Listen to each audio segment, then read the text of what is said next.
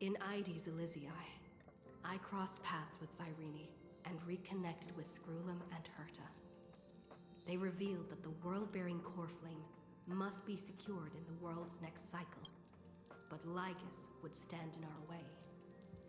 Only with the power of the law could we hope to oppose him. We returned to the era of the first Flame Chase journey, where we met the Flame Chase heroes of old, including the Monarch Saridra, the Chrysos heir of law, and Hycelens, the Chrysos heir of the ocean who served her. To ignite law, we needed to overcome Fagusa, who had sealed the vortex. However, we discovered at the rallying feast before the battle that Lygus had already forged a pact with the reigning Saridra. During our clash, I was cast out of this world, and Saridra broke her alliance with Lygus. Guided by Herta's hints, I obtained the Garden of Recollection's aid and left Lygus's cage. Within the path space, a mysterious guest bearing the likeness of March 7th, Evernight, appeared with the world-bearing core flame and sent me back to Amphorius.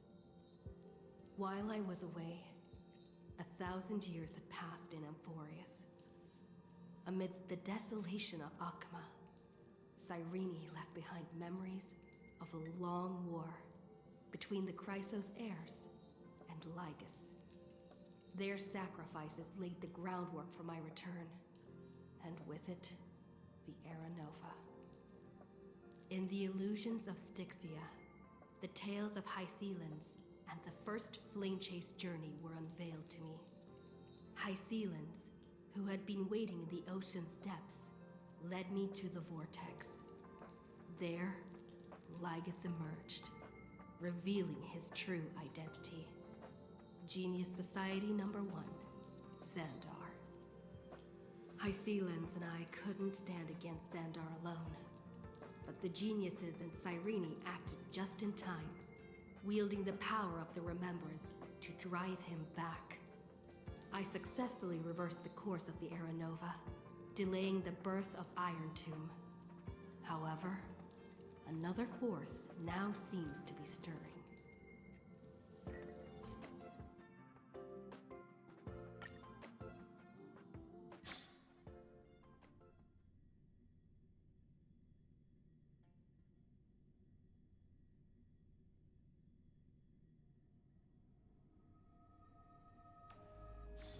It's still early. Where to now?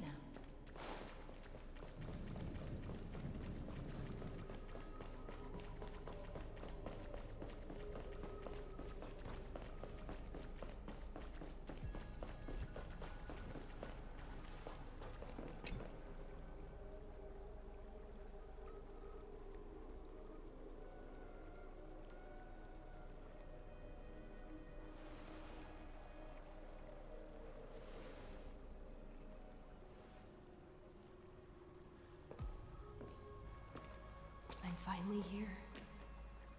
Once I return this core flame and become the world-bearing demigod, the cycles of Amphorius' tragedy can finally end. This Era Nova will be the arena for the final battle with Iron Tomb. But I still feel like something's not right. Even though this cycle has no demigod of time, time has always stood on humanity's side.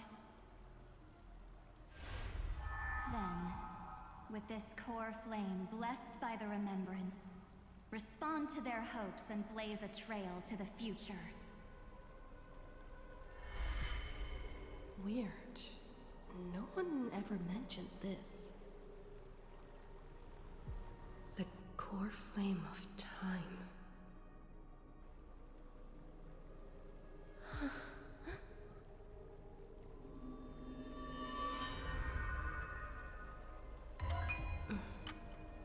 When did it get returned?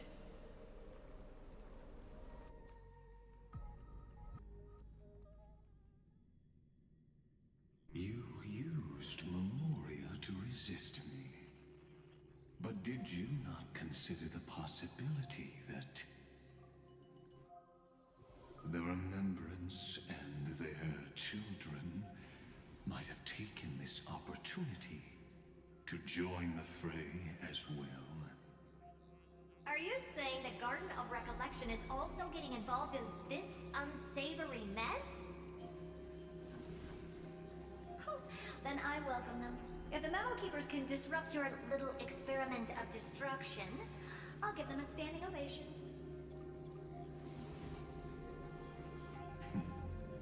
But you know deep down that they can't.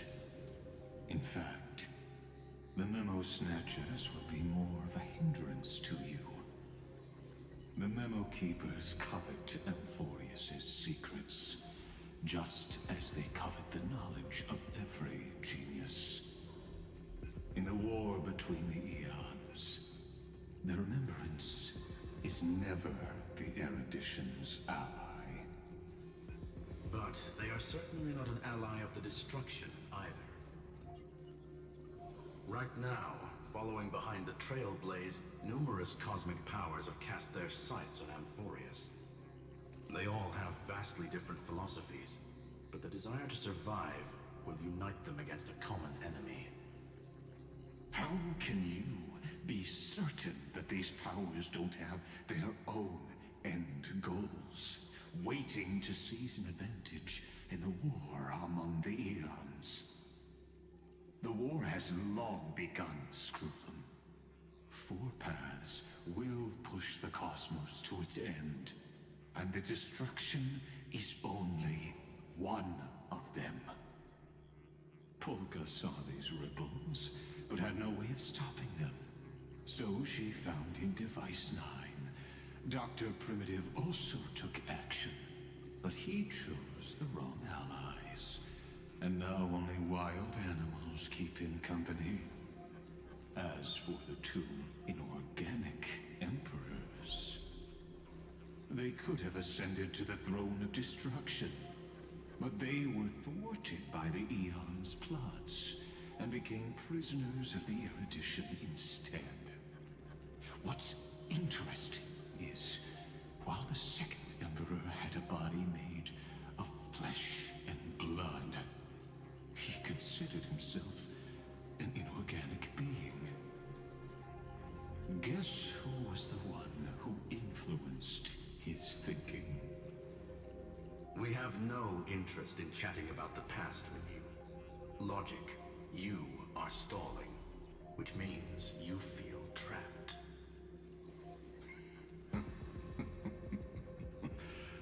Trapped. Yes, looking back, when Xandar was a human, he often felt trapped. But patience became my strongest weapon. Because of this, I've always waited for so long. What's a bit more waiting? You don't want to test the resolve of a dead man who's crossed thousands of amber eras. Oh, you're right. We won't get anywhere the way things are going right now. Every member of the society has their own way of thinking. And we were never going to expand your thinking through words. Since we've reached an impasse in this debate. It's my turn now, isn't it? Anaxagoras. Ah, I see. Exactly.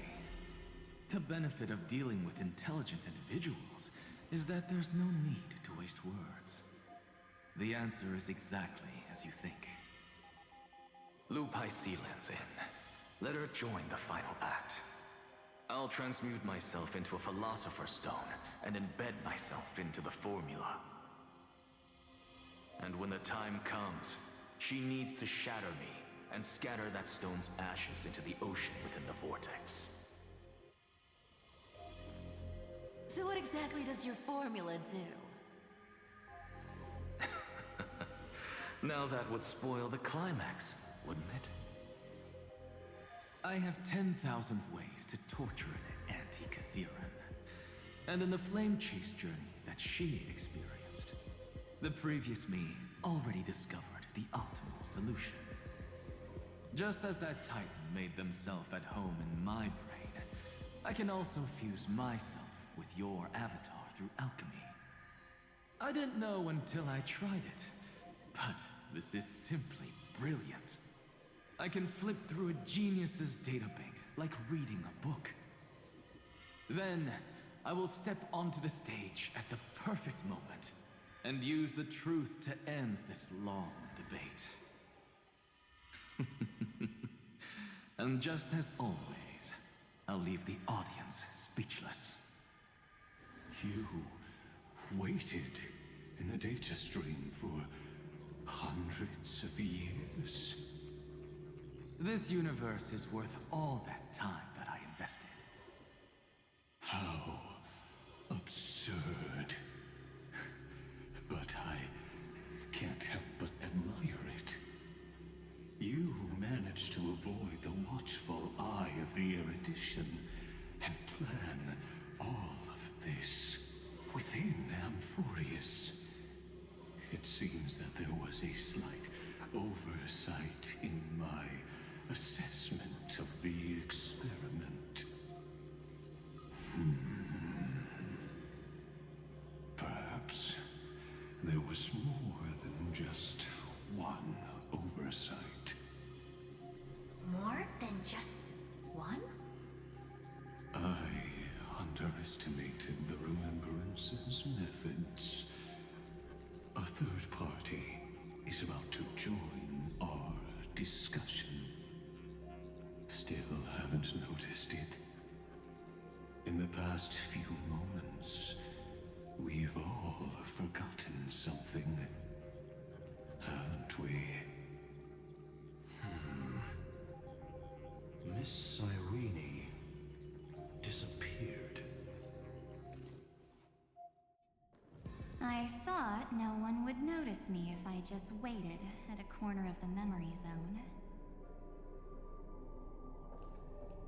But I see that wasn't enough to fool you, my dear.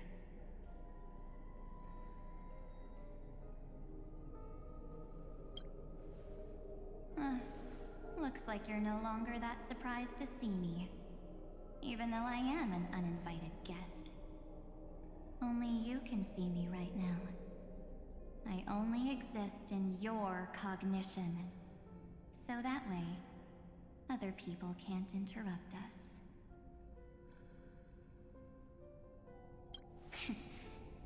You mean, what's going on with March 7th? Good. I like people who don't beat around the bush.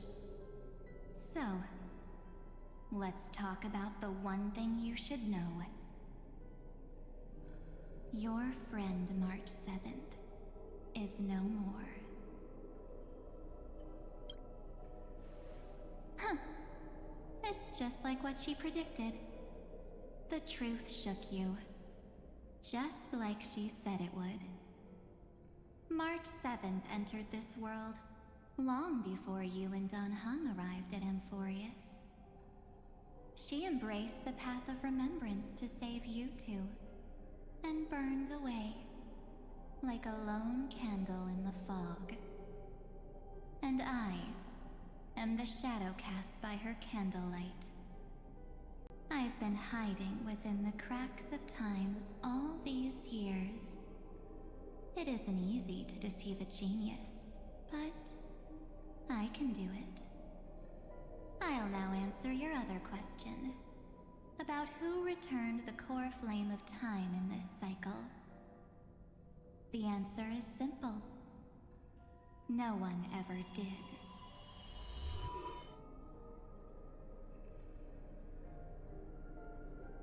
I believe someone as sharp as you would definitely figure out that something's wrong.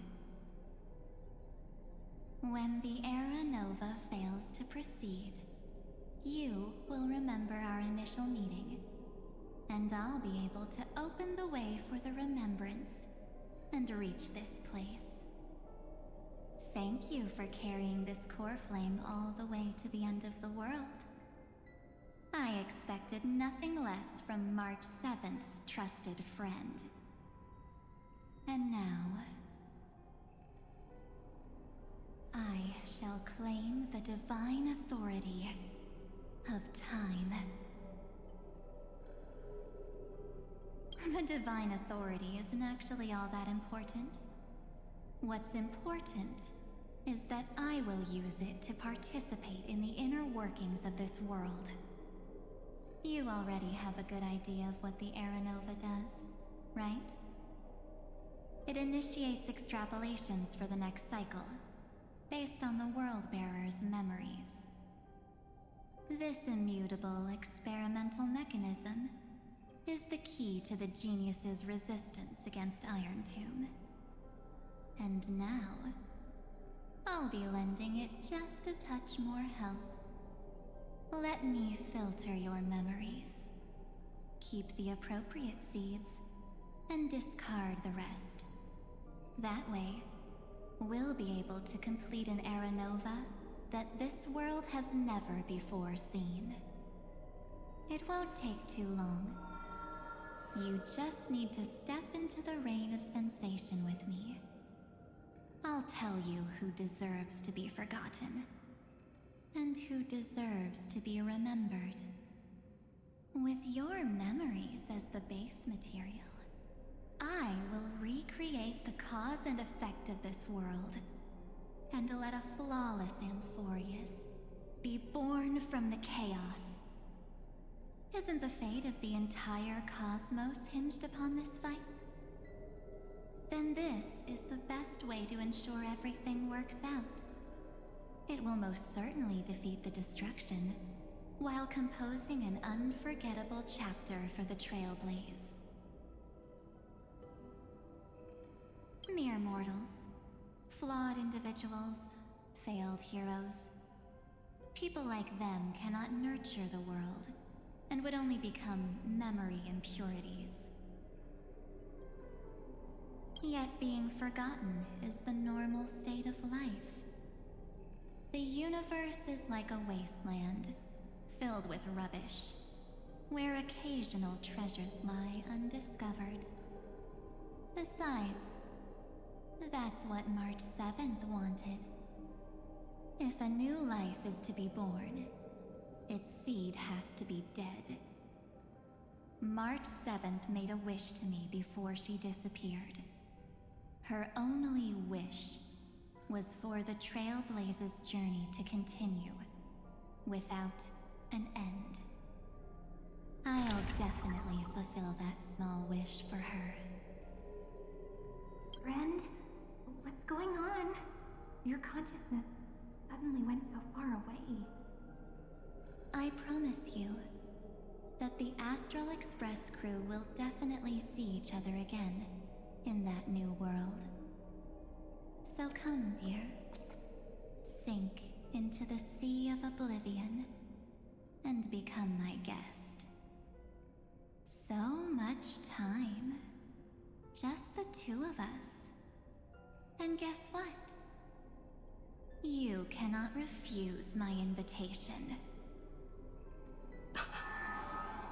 Because this Memoria Tide comes from your companion, March 7th. It's her deepest and innermost memory.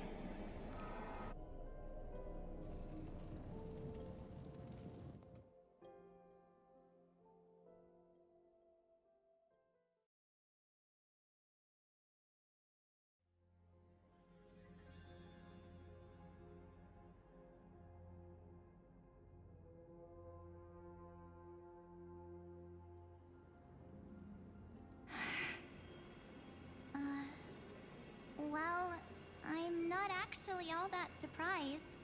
I saw you ages ago, after all. It was on that night when a certain Knight of Beauty dropped by uninvited to the Astral Express.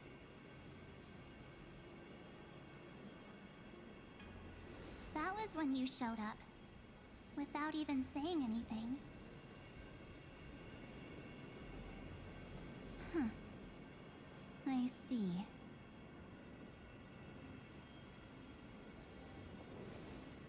Then, do you still remember how long it has been since you entered Amphorius? That's gonna be tough to answer. 97 days. You walked every inch of this world in 97 days. But unfortunately, no one was able to see you. And you weren't able to interact with anyone. Like how the Memo Keepers renounce their flesh and turn into mimetic entities. You are now a ghost. A being. Unperceived by all. But I can't just do nothing. This world is super terrifying. She and Don Hung have already set off. The Astral Express could appear on the horizon any second now.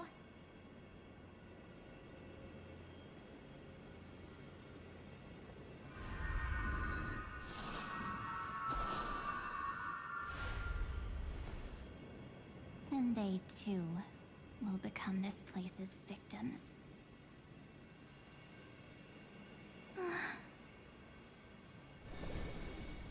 For ages, I've watched people walk through that door. They couldn't see or hear my calls. The voices beyond always promised safety, but I've never seen anyone return safely.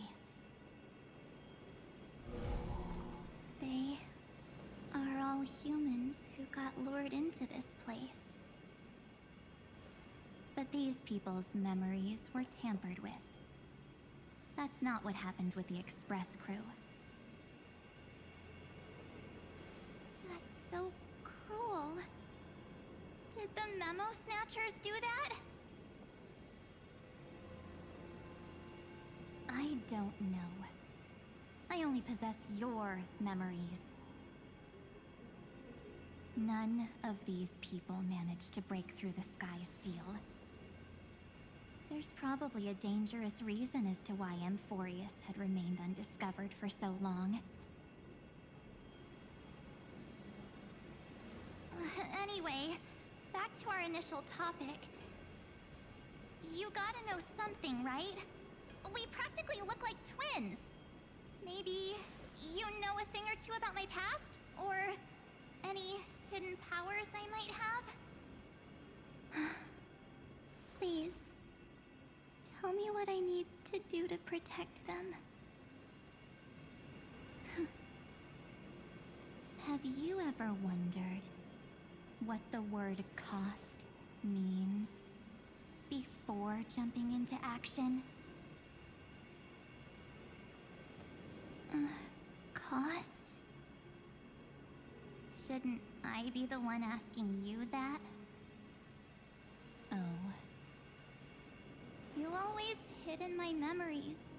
Never wanted to come out.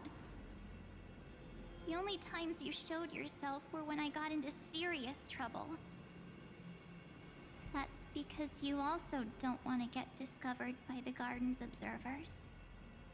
Am I wrong?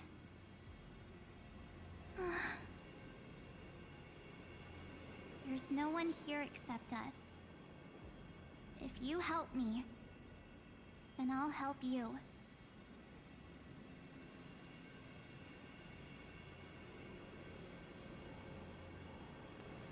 Fine. Let me drop a single pebble into these stagnant waters and watch the ripples reshape everything. But you must polish this pebble with your own hands. And it will require all of your memories. What will I turn into after that? Maybe you'll turn into a guiding light. Or maybe you'll be reduced to dead embers. I can't guarantee that you'll remain the person you are now. Inside you is nothing but an Evernight. Even I can only catch a tiny glimpse of it. If this is the only way, then I don't see why I should say no. Besides, the mastermind behind the show is about to find us. Apologies, lost young lady, but I simply cannot allow you to keep acting as you please. So, he can't see you, huh? As expected. Or maybe he's seen through our true essence. The Garden of Recollection's methods are puny party tricks. But you...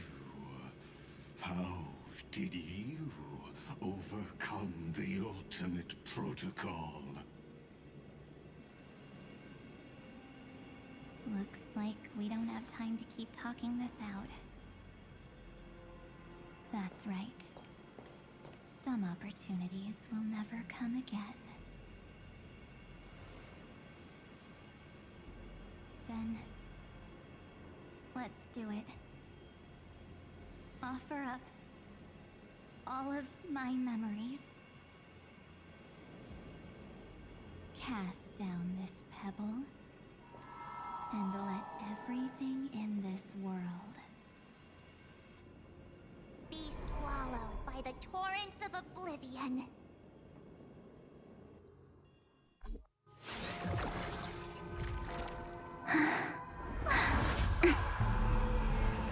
I promise you, what was frozen was alive.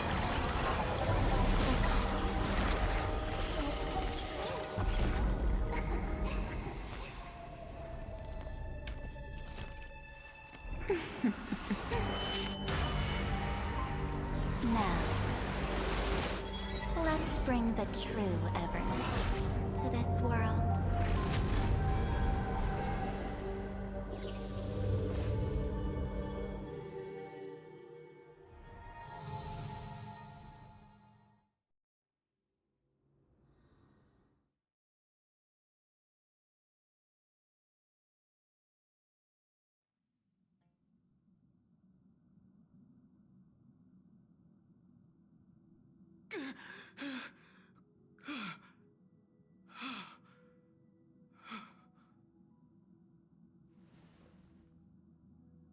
Is this the parlor car?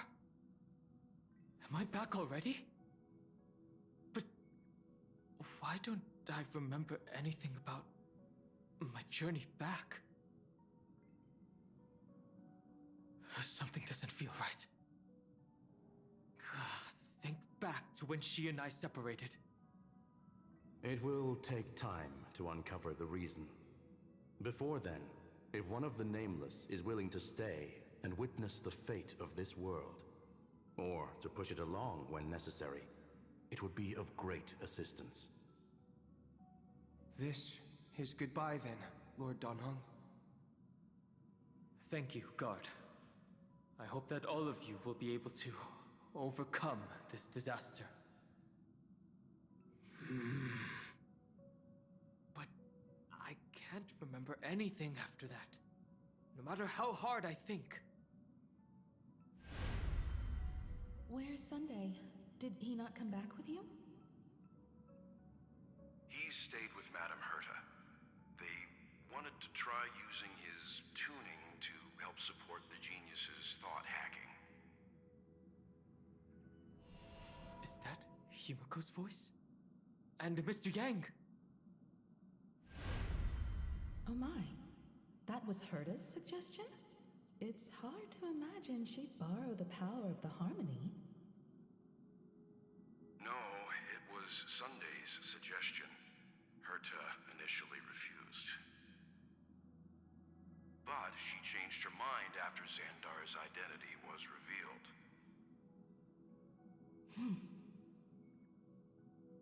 And we still can't get in contact with the Xianzhou Lafu? I'm still trying, but this place is outside the interastral peace communications coverage zone, so there's a limit to what we can do. What about Aventurine's chip, the mini-transmitter? Surely it can get through to the IPC's lines. Himiko, are you alright? I've never seen you this anxious before. I'm... all right. I'm probably just tired. Let's focus our energy on the kids. Now's not the time for distractions. Right. Unfortunately, I left that chip in the dreamscape when we departed Penacony.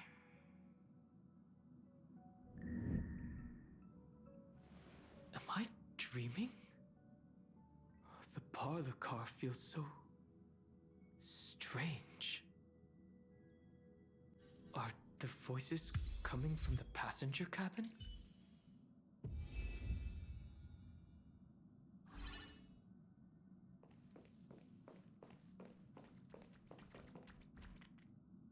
Those two passengers have to return safely. Don't worry, Pom Pom. They're both experienced nameless. They'll be just fine. Oh. I'm right here. But where did all of you go?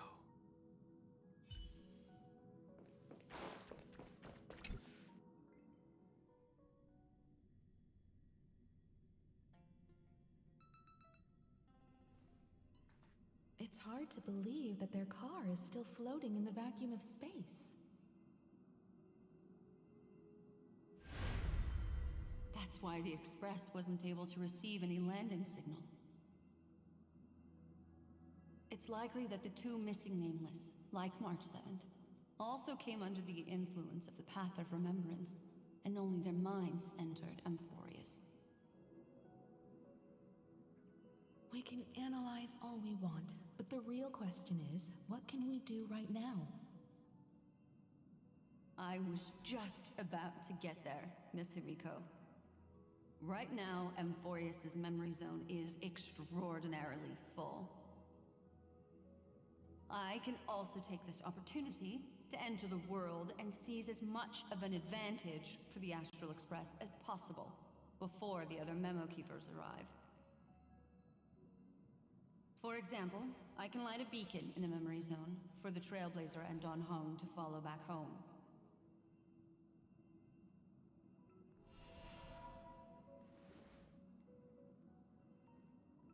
March's room. I haven't heard a single peep from her this whole time. March already wasn't feeling very well when she and I set out. Even if this is a dream, I should still check on her.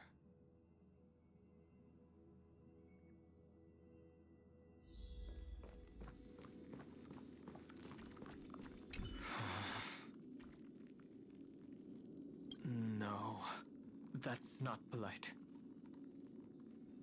March, it's me.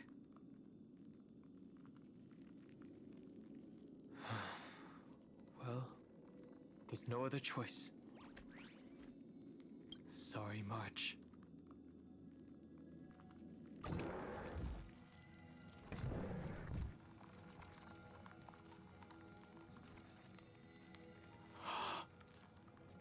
This isn't a dream after all. Based on what Madame Herta said, Don Hung should already be on his way back. But the Express hasn't detected any traces of him. I feel like I've seen these floating black things somewhere before. Or he's already returned to the Express, but fell into the trap of someone with ulterior motives. No, I've definitely seen them before. But I've lost that memory. Memo Keeper's mimetic entities are truly everywhere.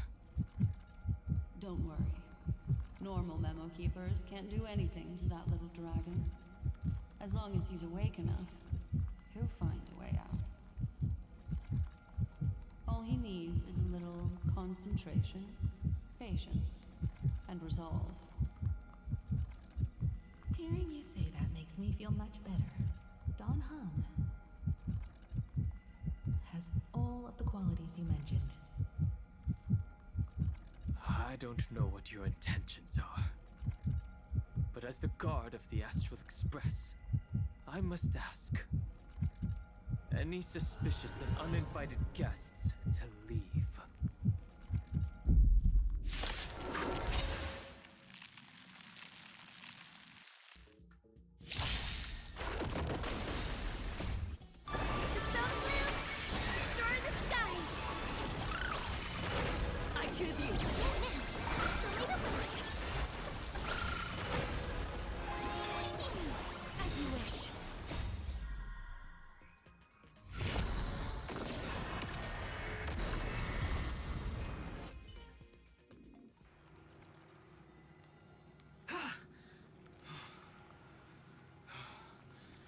Trap now taken care of.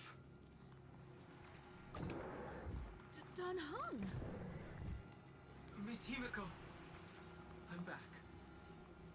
Even if it's just through a spirit warp jump. You could hear our conversations? Yes. It was thanks to your voices that I could pierce through the memorial barrier. Although it was not a wise decision to let a Memo Keeper of unknown origins board the Express. Can't argue with that. Miss Black Swan has been on the crew's side ever since things started going wrong in Amphorius. We can trust her. So many baffling things kept happening one after another. I don't even know where to begin. I wish I could have returned with better news. Don't blame yourself. You're all safe and sound, and that's good enough for me. Are she and March 7th really safe and sound? As a matter of fact, while you were on your way back, Amphorius' circumstances changed once again. And these circumstances have something to do with the two you just mentioned.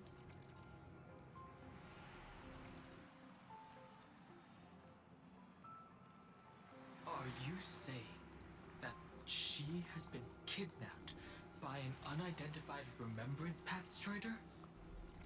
So, you're saying that person's appearance is identical to March 7th? It's too early to say that, as I haven't seen her with my own eyes. I've only detected a similar aura in the memory zone. We have no way of knowing what March 7th has experienced. But I can assure you, if we sink too far into the Memoria tide of that Miss March, what will happen? Everyone here will be torn to pieces. Please, trust me on this. But I also trust in our trailblazing companions. I know this isn't what March would want. No matter what secrets are buried within, we'll do whatever we can to find that March 7th and bring back her and the March we all know. I mostly understand what we've learned about the erudition and the destruction. But what roles do the remembrances intruders play in Amphorius? I made some new discoveries relating to that with Madame Herta's help. As part of the deal, do you mind if I share them with you? All right then. Fourth mirror. It's finally my turn to shine! Oh, this feels like such a grand occasion! It's really been too long since I last appeared. This friend here is Madame Herta's very capable assistant. They were the ones who helped you complete the spirit warp jump. Additionally, it was thanks to them that I was able to learn the secrets of that group of extremist memo keepers. I appreciate the praise, but I didn't have to lift a finger. I mean, mirror. You did this through a mirror? The Garden has strict rules for collecting memories. But not all memo keepers are as proper as I am. Herta Space Station often has uninvited guests, and they never seem to know their limits. That group of memo snatchers has been taken care of, and they are now trapped in the fourth mirror. How many of them are there? I can't quite remember. I didn't really count carefully either. Maybe around 42? There's still room for more. I carefully dissected the memories of these colleagues of mine. Individually, their goals are not worth mentioning. But when you piece them all together, you come to a conclusion that can't be ignored. The Garden of Recollection is secretly salvaging the memories of a path disappearing. In other words, their goal is to gain the memories of a god's death. The moment an eon falls? That would indeed be a spectacular sight for someone dedicated to recording these things. That's exactly the problem. They seem to have been aware of the Destruction's movements early on, but they lacked a decisive power and had no way to penetrate Amphorius's firewall. So, what did they decide to do? Hide the truth and wait for an opportunity. Now, it seems that letting Memo Keepers guide the right people here was also part of the plan. This also confirms one of my suspicions. They have already infiltrated deep within the Garden. They would not hesitate to associate with the Destruction in order to salvage memories? Could they be the Cremators? I don't know. Perhaps there are even deeper things at play here. The majority of Memo Keepers believe that when the universe inevitably reaches its death, unable to sustain increasing entropy, Fu Li will use the memories of everything to reforge the cosmos. Amphorius, as a scepter, can be viewed as a mini-universe. This is why Memo Snatchers have been frequenting the Herta space station. Without a doubt, these extremists wish to record the cause and effect of Iron Tomb's destruction of the erudition. They may want to use it to simulate the end of the universe, or to probe into the unfathomable will of the eons. The Trailblaze broke the seal around Amphorius, giving these people the opportunity to enter. Now, they'll do anything to prevent outside powers from interfering. Because your involvement will certainly influence Iron Tomb's final outcome. You said that March is closely linked to the Remembrance. Is what she's doing related to these Memo Snatchers? I do not believe that Miss March is on their side. In fact, when the car you used for landing first made contact with Amphorius, a violent surge of memories flowed past. Combined with what we know now, I have reason to suspect that the flash of power came from March. Exactly. She was the first to be hijacked by the Remembrance, but she used Memoria to neutralize the firewall, allowing you two to enter Amphorius. At present, we've lost contact with her. Our only choice now is to rely on the eyes and ears of those two geniuses to understand the situation within Amphorius. There's no use in agonizing over this, Don Hung. Our top priority now is to find where that car landed. Yes. Ah! Passenger Dong Hung! You finally found your way back home! Yes, conductor. I'm back. It's just... Pom-Pom knows! Pom-Pom came over to bring you good news! Passenger Welt says they found those two passengers! Their projections are in the parlor car.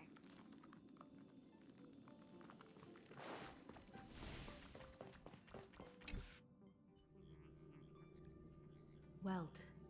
And Mr. Screwlum. Himiko.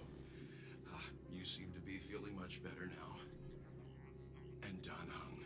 It's great to be able to talk to you. Once again, we owe Madame Herta a huge favor. Madame Herta doesn't care much for favors, but she'll be happy to receive everyone's praise. Back to the topic at hand. Mr. Dan Hung, we did a sweep of the area surrounding Amphorius' celestial body for organic signals, and we finally discovered the bodies of you and Miss Trailblazer. The two of you were very fortunate, as there was something protecting your bodies. All vital signs are still present, and your functions are all intact. Was it March protecting us? Our preliminary determination is that the bubble enveloping you two in the vacuum is made of a substance similar to Memoria. Conjecture, this substance is connected to the lost Miss March. It will take some effort to bring your bodies back to the Express, so you should get some rest first.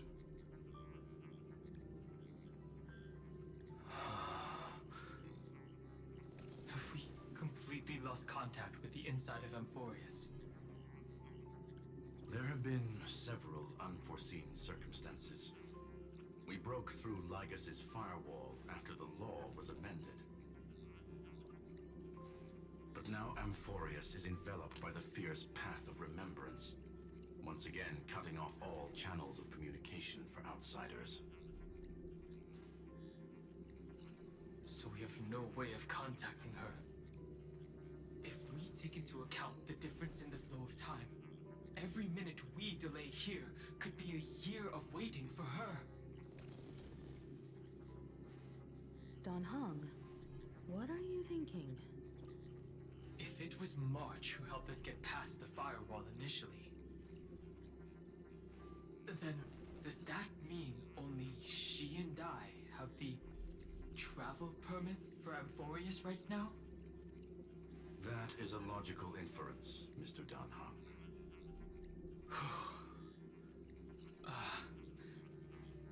Mr. Screwlum, do you have a way to transmit my spirit signal back to Amphorius? You want to go back? That is far too risky. Even if my body and spirit are able to return without a hitch, there's not much I can do here. We can't lose you again, Don Hung. Miss Himiko, if we can't get her and March back, how is that any different from losing me?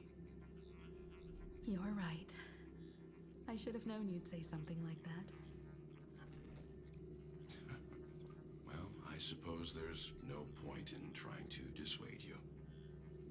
Mr. Yank, Miss Himiko, I will do everything in my power to bring the Express crew back together.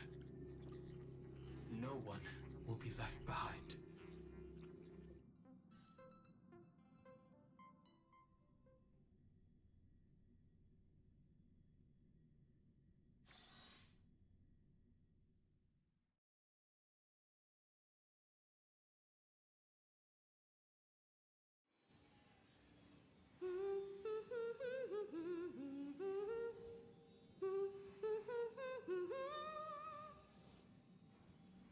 You may notice a hint of sweetness in the air.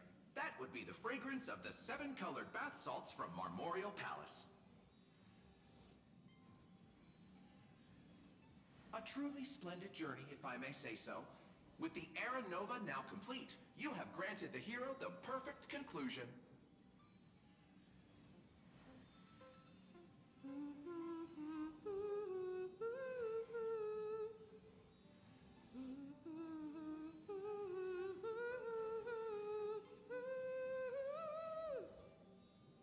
Losses were a constant on the Flame Chase journey, until your radiant arrival turned the tide.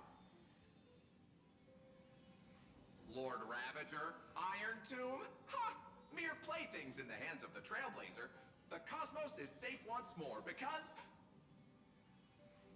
Shush! Hey, hey, hey! Incoming train broadcast! Attention all passengers! The navigation meeting is about to begin! Make your way to the parlor car! It's time to pick our next stop!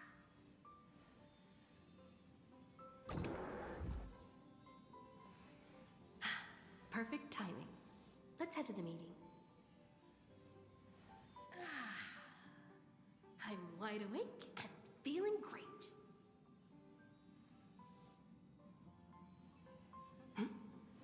What's this? Who left this note? Strange. It's like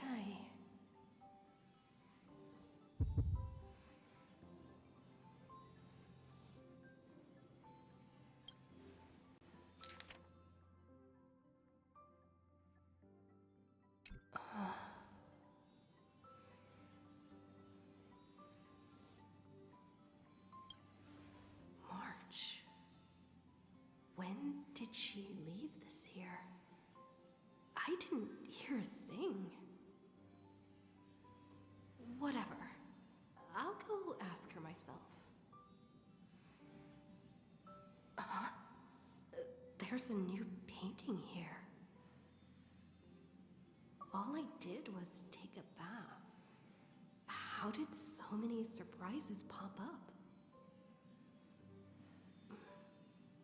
Better step forward and take a closer look. Keep it down. I think I found her. Who's there?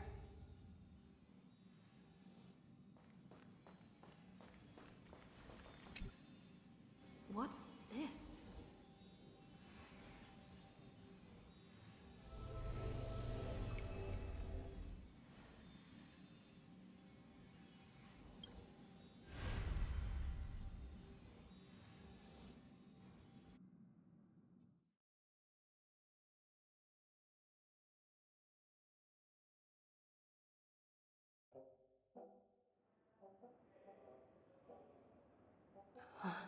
Oh.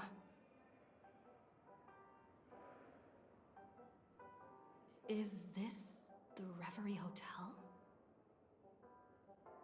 Seriously, what is happening?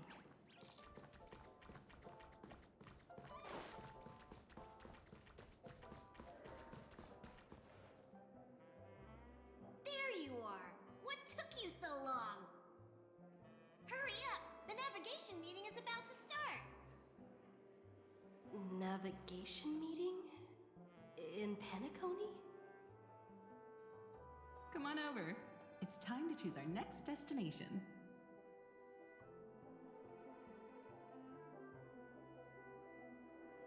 Perfect timing. The meeting's at a standstill. Lushaka or Melistanin? No one can make the call. The vote's split 2 against 2. Everything hinges on your vote now. What do you mean? And once again, the passenger is talking nonsense. Ah, young people. Always full of jokes. What? Their reactions? What's going on? Oh, I get it. You want to play a game with us, right? You said you didn't see March. True, she might be hiding somewhere in the lobby. The objective of the game is to uncover where she's hiding. You're her closest companion. If anyone can do it, it's you, right?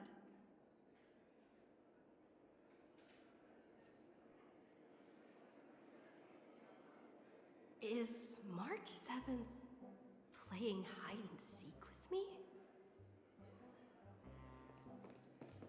Youthful games like this are a bit much for me these days. I'll step aside and let you all take the spotlight. The future belongs to you now. Something about Mr. Yang's attitude feels a little off. You seem in good spirits. Rest assured, wherever our next stop is, I'll make sure you're all protected. Huh? Don Hung being this forward? That's not like him at all.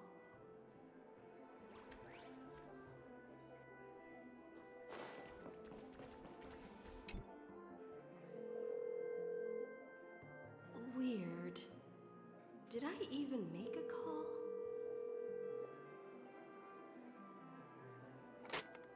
Hello? Hello? Is that you? I knew you'd call. Missed me, didn't you? Don't worry. We'll see each other very soon. Because the trailblazing journey never really ends, does it?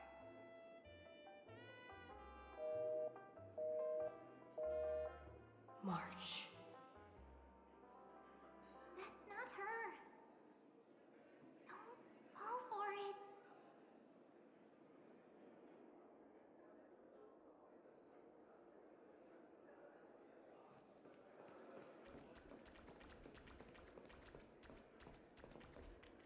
Not feeling ready yet?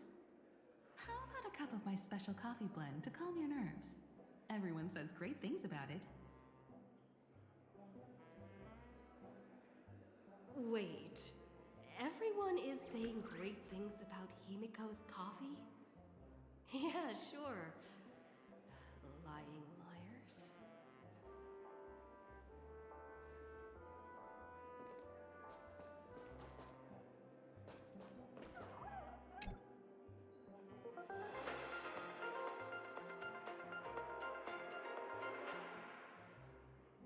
This is the Interastral Peace Broadcast. Good evening, everyone. Good evening. A newsflash. The Erudition Experimental Ground has separated from the entanglement. The Lord Ravager did not emerge as had anticipated. In the end, salvation of Amphorius was not only thanks to the swamp, but also to one crucial.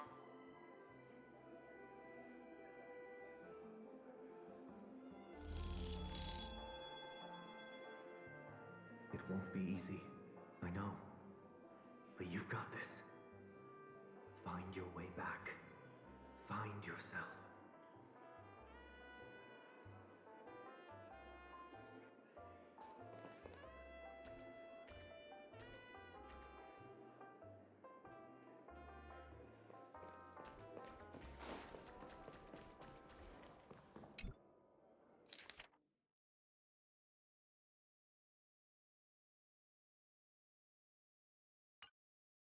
An unsigned guest log.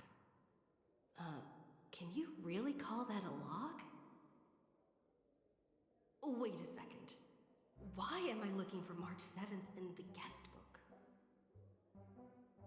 Friend! Over here.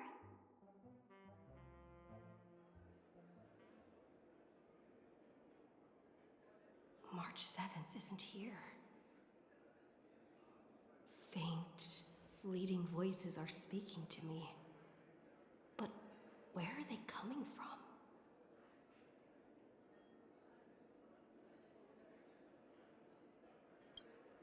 I went through something like this before.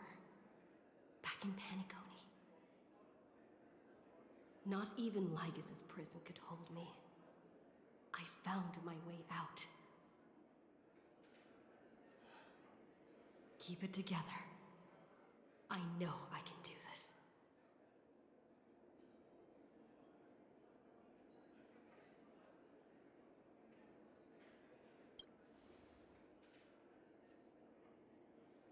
Well done, friend. Just like that time in the Sea of Flowers in the Nether Realm. Match up my colors, okay? Then we can go home together.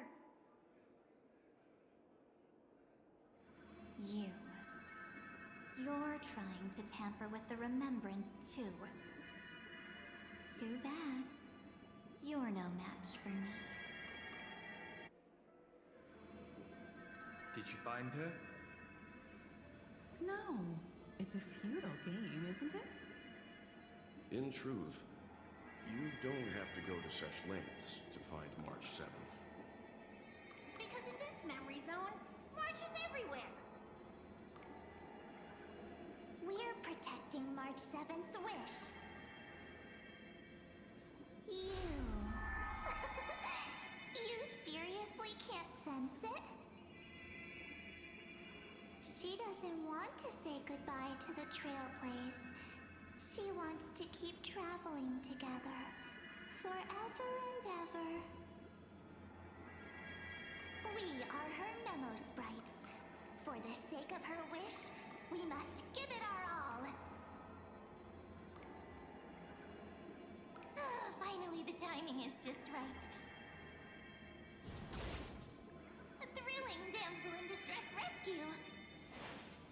Wait, maybe I got that backwards. It's me, Cyrene, but now I'm in my mem form. Seriously, one mysterious and cute memo sprite is more than enough. Friend, come with me. We're getting out of here. Why run away? What does it take to make you understand? Step 1. Stop scaring her already.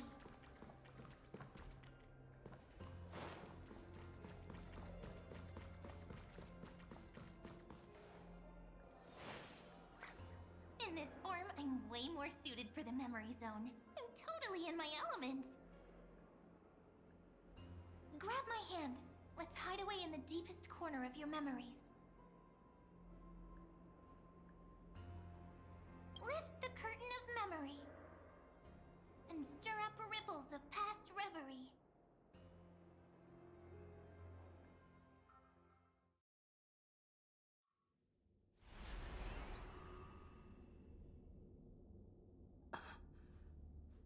Where am I? The space station. Where it all began for you. Looks like we made it. What's that? Silverwolf? Kafka? It's your secret. I'm so curious. But I won't peek. Promise. When I first met you, I remember they were there in your memories too. Yes, this memory is all too real. And so heavy. You sound really nostalgic. Want to take a closer look? Go ahead. Think of it as a glimpse into the past. I'll stay right here. I promise not to disturb you.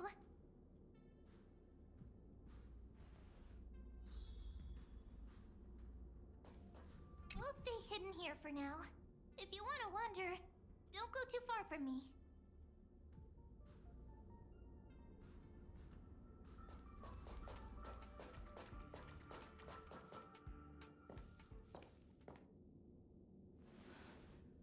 What's this? Memories from before I woke up? So, Silverwolf, how long till she wakes? Hard to say. Maybe a few more minutes. By the way, that part in the script Could this be the right moment? Yes, looks like we're on the same page. In that case... Listen.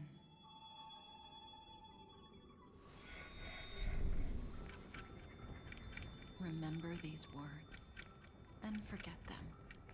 Let them slumber in the depths of your memory until the day they are awakened once more. On that day, your journey will intertwine with the remembrance. In nearly every possibility Elio has foreseen, it leads to a great crisis. You'll face betrayal, lose your way, and seek answers. So before you hear these words, I don't want you to consider this a prophecy. You arrived at this moment because of the decisions you made. Huh? I don't know what you'll have endured, or whether you'll still believe in me. But if there's even a trace of doubt in your heart, I hope these words can give you strength. It was a wish of the cosmos that set you in motion. And in the tale where you are the protagonist, the stars themselves will defy the destiny of finality. Mark this number, 4. According to Terminus's prophecy, 4 paths will push the cosmos to its end, and on your journey, you shall encounter them, one by one. Destruction, harmony, nihility, and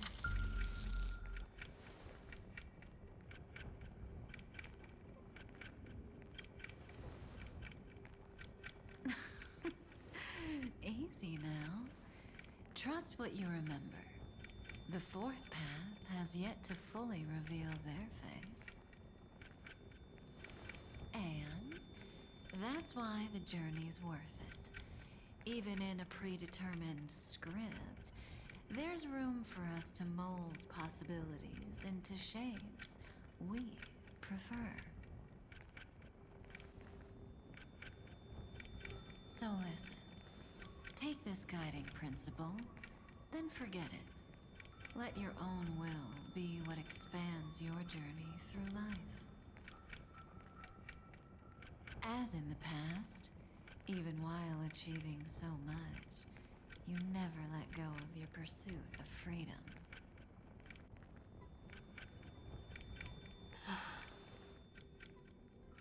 That was so sincere. I might actually tear up a little.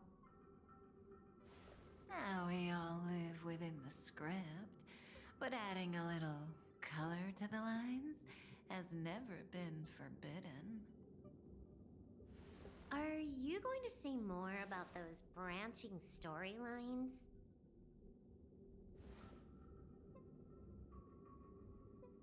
Never mind. Best not to tempt fate. Get ready. She's about to wake up.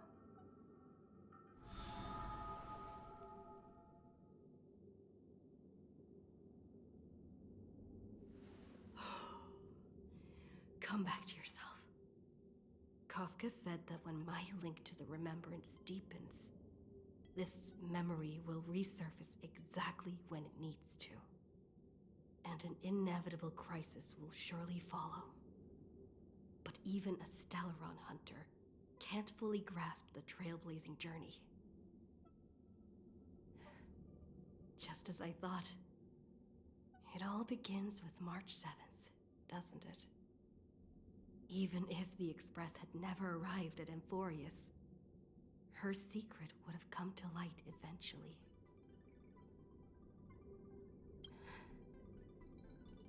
All things considered, that's the most reasonable conclusion. It's a lot to take in. Time to clear my head and find Cyrene again.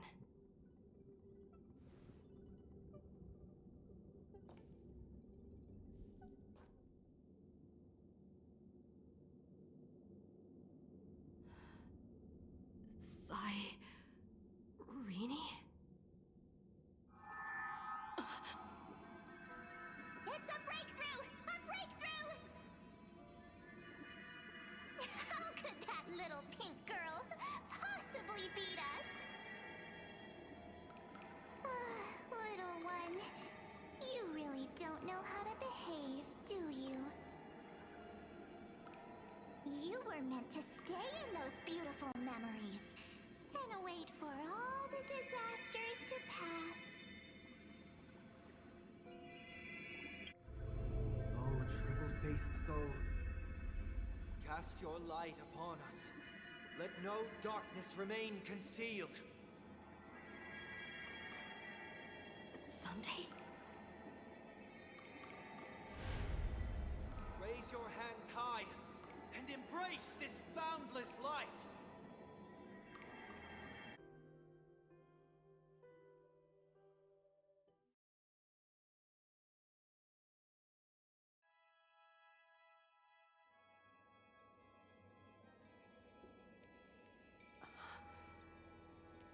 This stage really brings back memories. Yes. For you, I suppose it's been a long time, hasn't it? None of this would have been possible without Miss Cyrene. Even while engulfed by Memoria, she fought to stay in contact with the geniuses. Only then, through tuning, was I able to undo the memory zone's effect on you.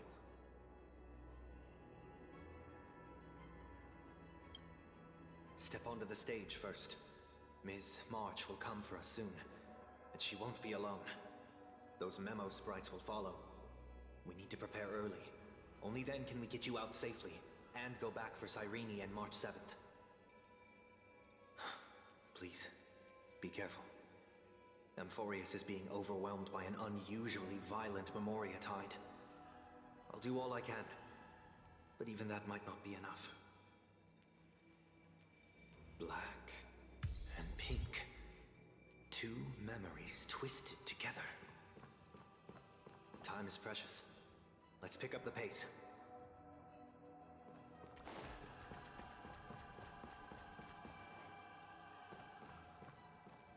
Yes, Madam Herta. I've made contact with her. Understood. I'll carry out my part as expected. Quite the dazzling nest you have, little bird of the Harmony.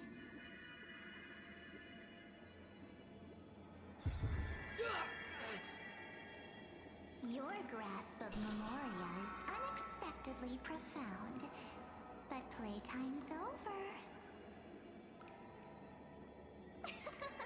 This ocean we created, according to her wish. This journey that flows on without end. Don't any of you think about interfering with it.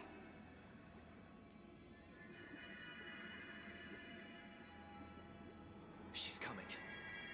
Is it me she's after this time?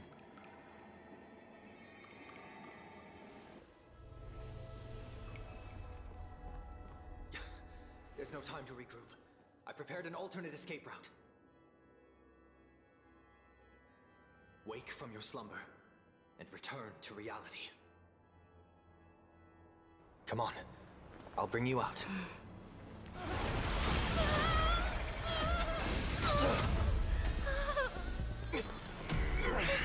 Ow.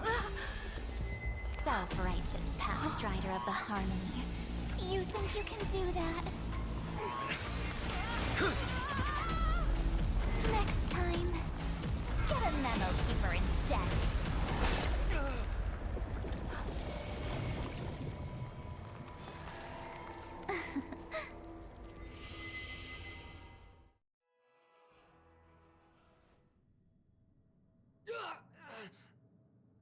That was way too close. Good thing I was there to fish you out. Sunday, are you all right? Mr. Yang. I couldn't get her out. I'm sorry. Is it true that March is behind all of this? Yes. And no. That Pathstrider of Remembrance is identical to March 7th in appearance, but what lies inside? I can't find the right words to describe it just yet. Can't you come up with an analogy? I thought that was your thing. That, Miss March, feels like a reflection on water. Only not from a calm, clear lake, but from a bottomless abyss. Within her words, I sensed an intense but utterly pure protectiveness. Protectiveness? This is only speculation, but after being drawn into Amphorius, perhaps March 7th experienced... No. She likely foresaw a tragic end. It was out of a desire to protect her fellow crewmates that she chose to awaken a power that teeters on the edge of evil.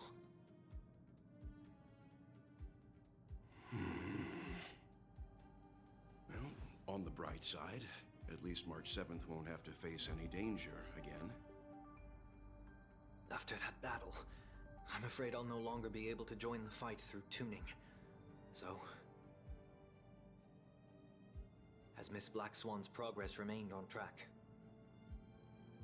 You don't need to worry. She used your disturbance to mask her movements. Current status? Advancing upstream within the memory zone. I didn't see that coming.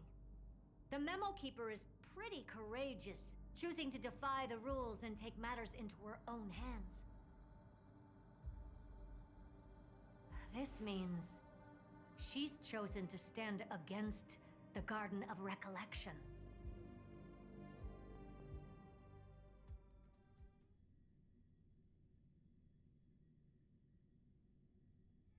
Even so, I must think long term.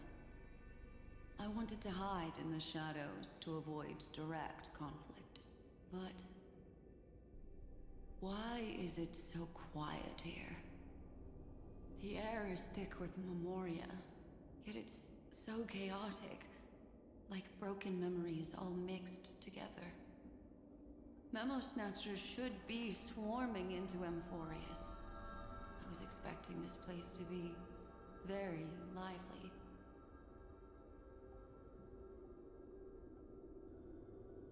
So, how did they end up like this? Now I'm getting very curious. An empty shell. The consciousness that maintained this Dharmakaya has disappeared. So efficient. Not a single trace left behind. Alternatively, she might have sacrificed herself for an even more mysterious purpose. Either way, what exactly made these fanatical believers end up like this? Memory. It is indeed a deep ocean of dangerous allure, where fascinating secrets always hide beneath the waters. I keep getting the feeling that the same thing happened in Penacony.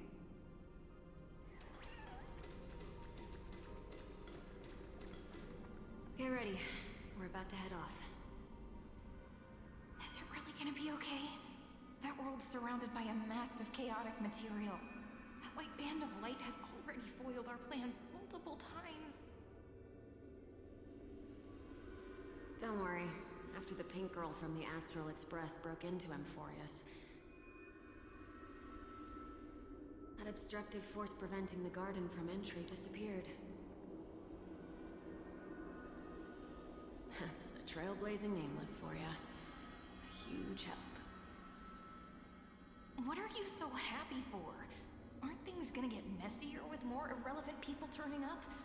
What if those trailblazers find the Seed of Remembrance before we do? Then we'll just steal it back. Simple. By the way, there's a messenger and a memo keeper on that express. We don't know where they stand on this matter, so Make sure they don't notice you when you make your move. You folks are truly everywhere. These memo snatchers are different from the previous husks. These ones seem to have had contact with her. We'll introduce ourselves to gain your trust. We are the Garden of Recollection. You should be very familiar with that name by now.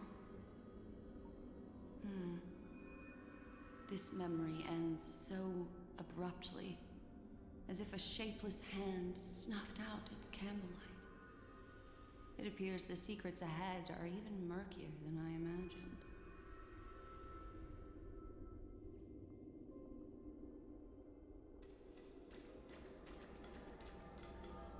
What a bizarre sight.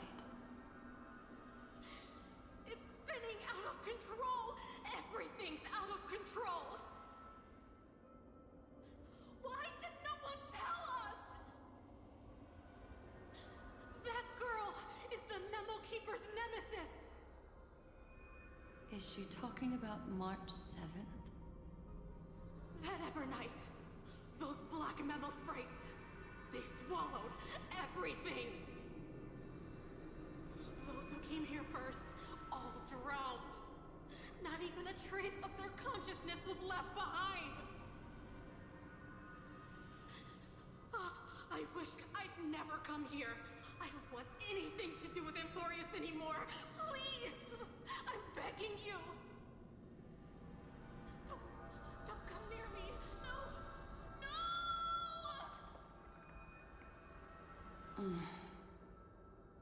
You've involved too many innocent people just to obtain the memory of an eon's fall. You deserve this. But I'm not here to blame you. That entity you call Evernight, tell me everything you know about her. We may yet bring a glimmer of hope for those who are still alive in there.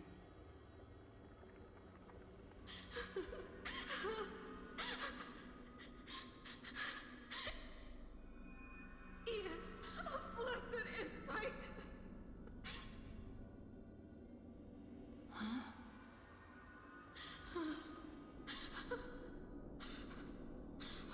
So that's what happened. We were tricked.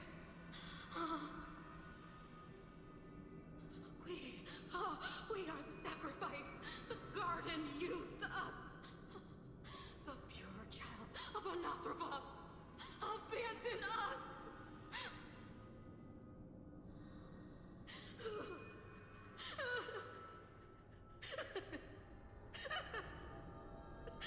She just wants to find her lost sisters. Find them, kill them, reclaim them.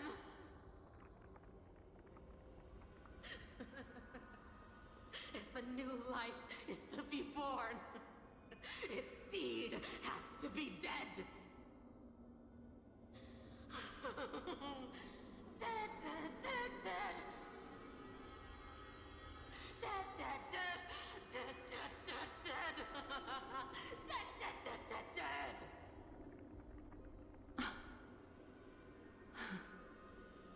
I can finally understand your fears now.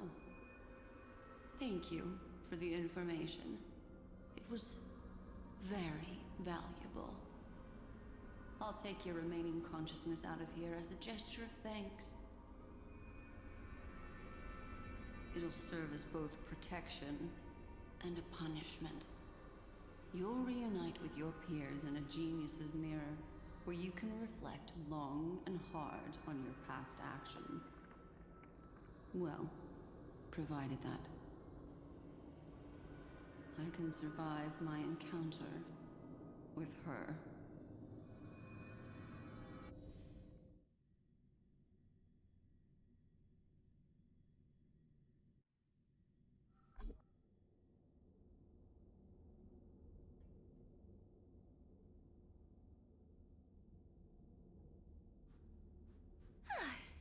little critters look scary, but they're not so tough to handle after all.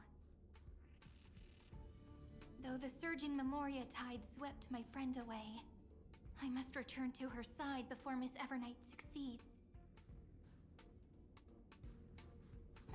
Another one of these stealth missions, huh? Help me out here, friends in her world.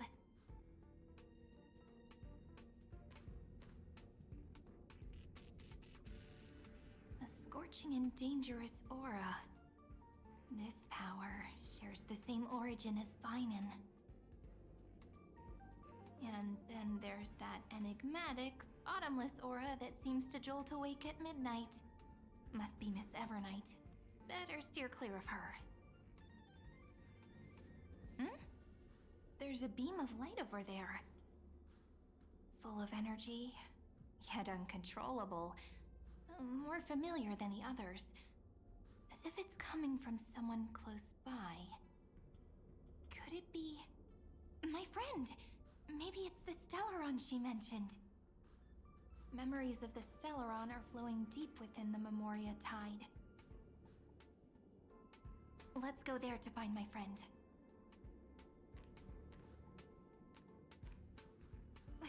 Jeez, so many little ones gathered here. Did you know I was coming? You're being a bit too enthusiastic, aren't you?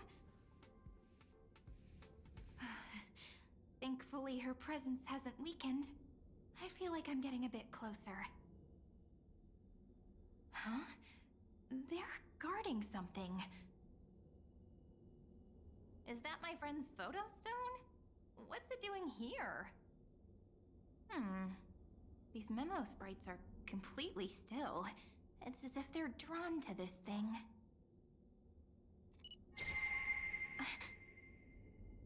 This is an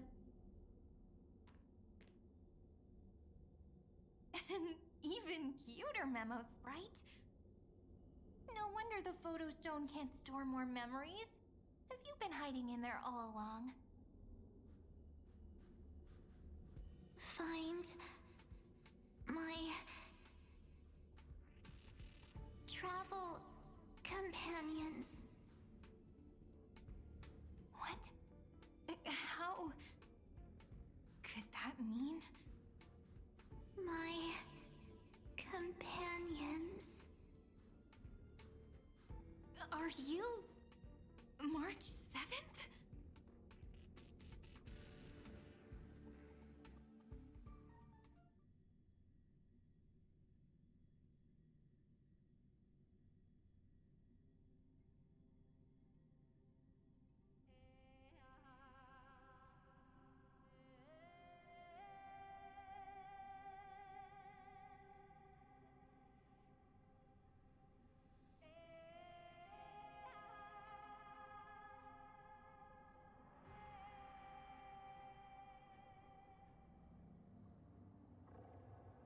The sky is burning, and the streets are empty. It's just like how things were last time. How long can the encryption key you wrote for me last, Mr. Screwlum? That is difficult to project. Logic. It is currently unclear how the unknown variable, Miss March, conducts her interference. Please rest assured that I will extract you on time before the encryption key expires. But that means I will no longer be able to hack in via the same method. I only have one chance. The maze of the Remembrance is starting to change. I cannot remain your guide on your path forward. That is why we had to form a temporary alliance. With our former enemy. I express my utmost respect for your courage to personally face such dangers. Lygus? Your enmities well within my calculations. Allow me to reiterate that Lord Anaxagoras now has a firm grasp on your crucial weakness. If you still plot to harm the Nameless, then you will find that the Society's previous warnings were not empty threats. I understand. I'll only do what needs to be done.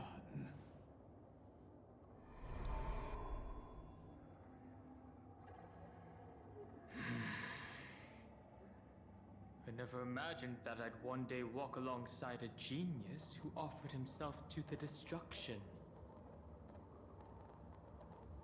My stance has never changed. The erudition's ruin is inevitable. But before that, I'd be very willing to witness the reunion of the Nameless and to escort you on your way home. More like her appearance completely interrupted your plans, even forcing you to seek out collaboration. I'll remember that. Your words are as sharp as ever. But remember, happenstance is the only true constant in the universe. The demise of the progenitor of all dragons is a testament to that. Come with me. I am honored to guide a scion of permanence. You created this wasteland before us with your own hands. Such sights are no longer able to stir anything in my heart. Ha! Are you saying that once upon a time you were actually moved by their defiance? I'm sorry to say, I never was.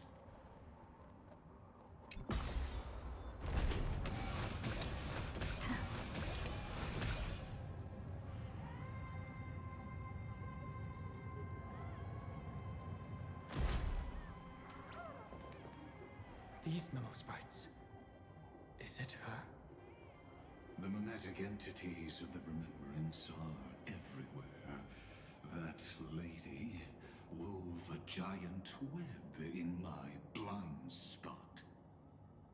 She hacked and infected the Time Titan, converting the built-up data of Amphorius into puppets of the Memory Zone. Sounds like you two have quite the history already.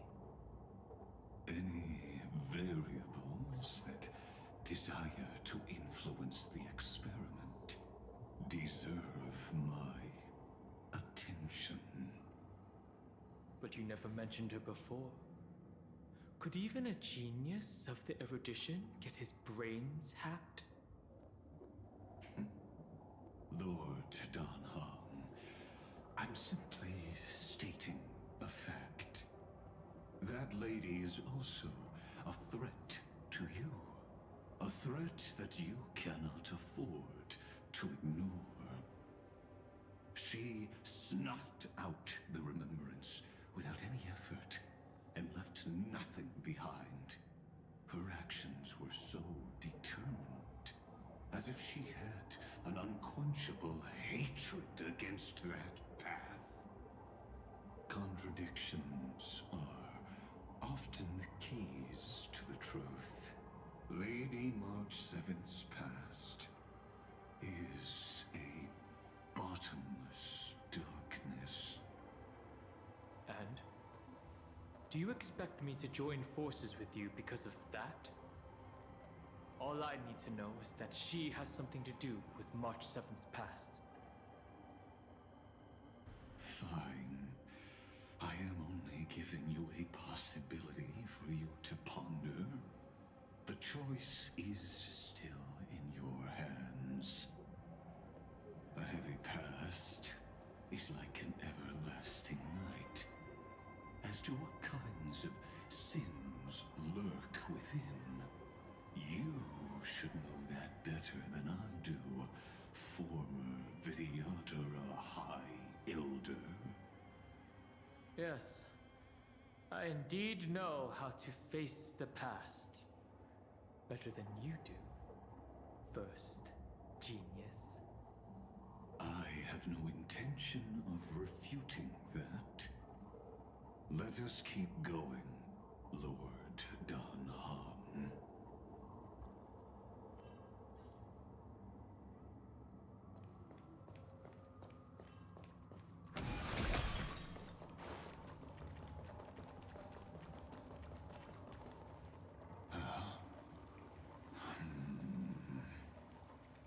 I didn't think there were still some that got away. Explain. They are thieves from the garden. They have long coveted this world, but it always been kept out. They finally got a chance thanks to your efforts. Unfortunately, they ran into Miss March, and their consciousnesses were plucked out one by one, reducing them to mere husks. Those who were lucky enough to escape her drowned in the black tide, becoming these twisted figures. But they look very different from the usual Black Tide creatures.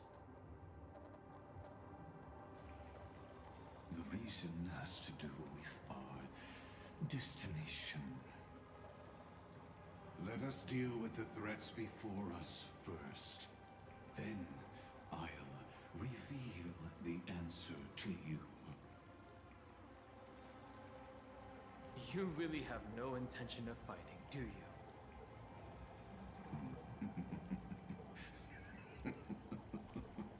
I have no grounds to assist you. Besides, the geniuses are still keeping a close eye on me.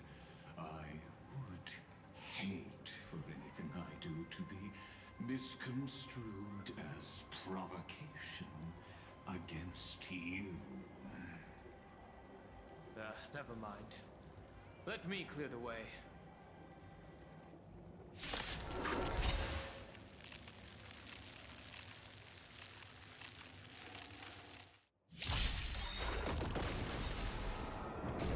Night falls. Good night. We can do anything! Root here. Again. You can do it! Have some sunshine! Dispel the gloom! Restore the skies! Embrace a new life! May death protect us!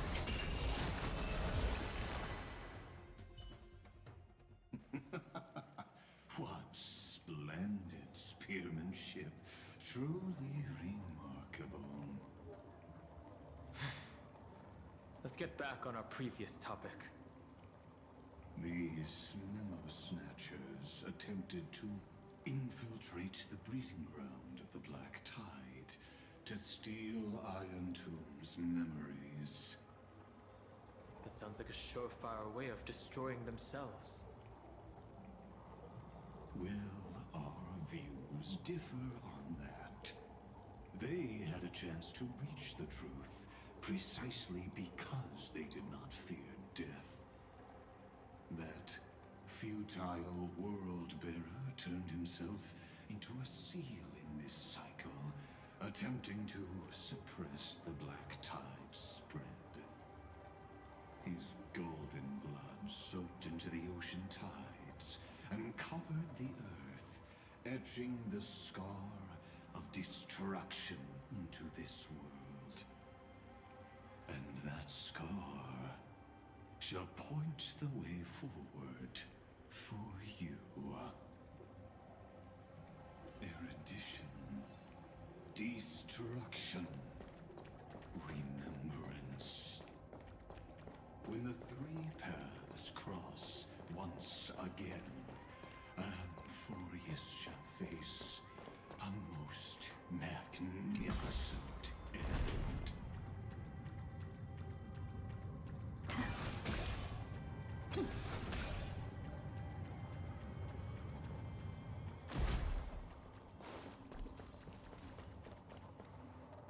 Dawn Cloud. I have witnessed 30 million futile ends atop this cliff. You may not agree with me, but I've always believed that this number has made me the person who understands Kozlana the most. This is also where he decapitated me on that day and pointed his sword at the Eon of Destruction. He suffered a tragic defeat, but also achieved a legendary deed. A drop of burning golden blood.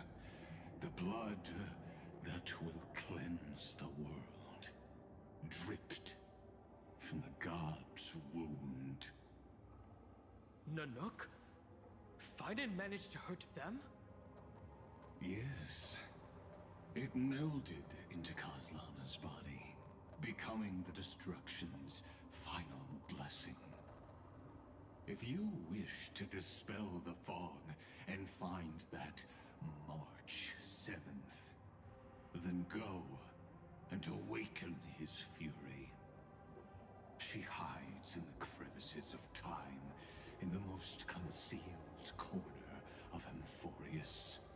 Only the most ferocious will can break through the memory zone and illuminate her footsteps. Just like how the blazing sun can only rise at the end of the Evernight. How do I know this won't be another trick of yours? I have nothing to gain from helping you two work together. But in this cycle, Kozlana never answered my calls. Perhaps his mind has already eroded away. Or perhaps he is still awake, still fighting the whispers of the Black Tide. Deep down, I only wish that you and the esteemed Trailblazer could bring me an answer.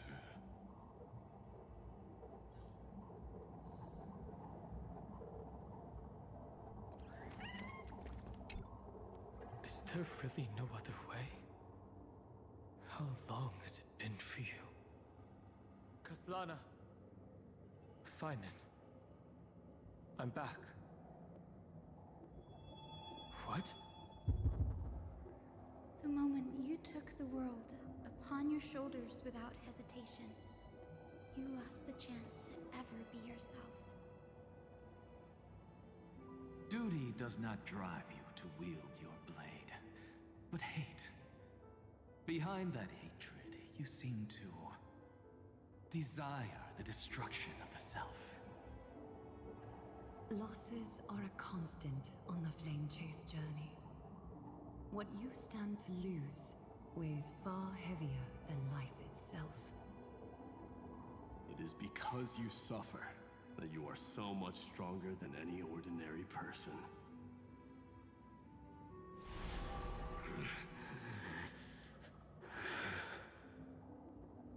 Partner.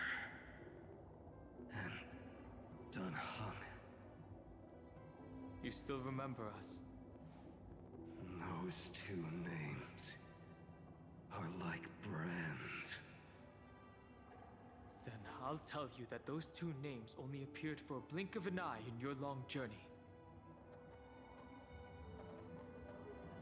But we once fought together to protect this holy city beneath our feet. And we witnessed each other's resolve at this very cliff.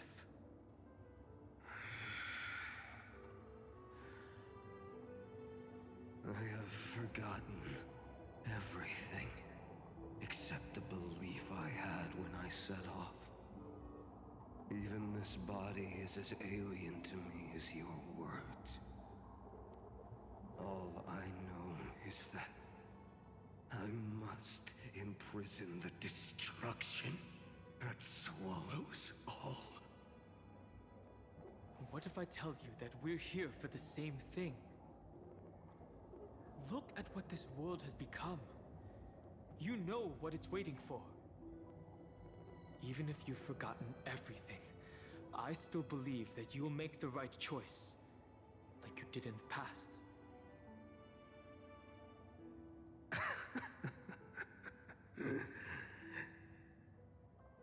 When have we ever had a choice? When were we ever masters of this world's fate? Even though I shoulder the dreams of millions of lives, I could only forge the destruction's evil will.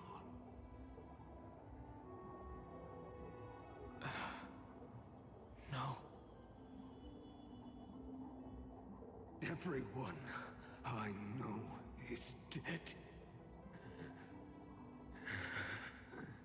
And the world I dared to save has been torn to pieces. So, be gone. This body never existed to carry out deliverance.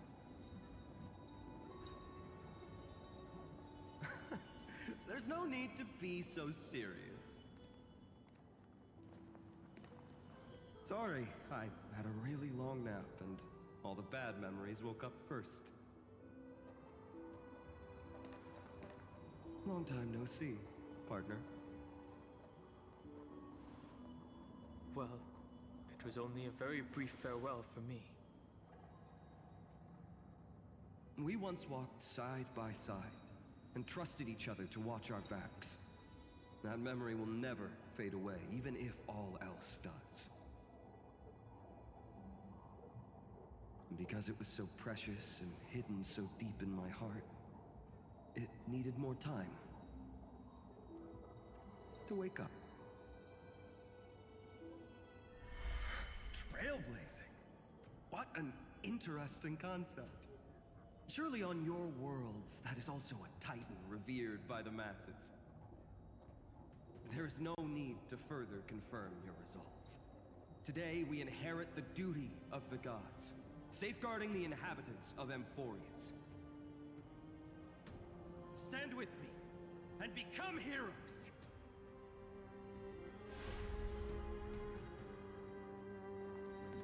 Did you hear that? Heroes! I have never forgotten the weight of that word.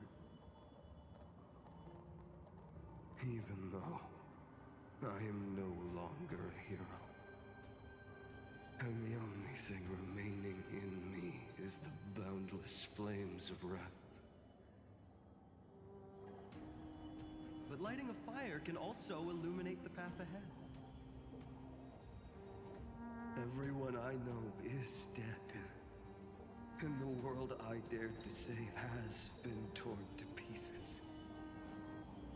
But there is still a group of heroes that I know. And they will bring the true tomorrow to Amphorius.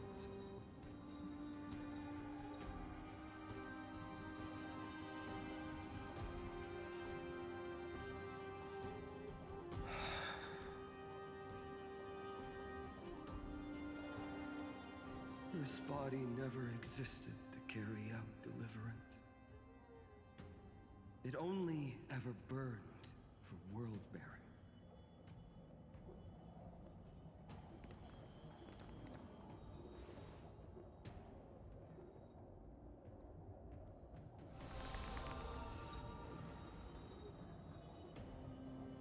So, I'm going to head towards tomorrow first.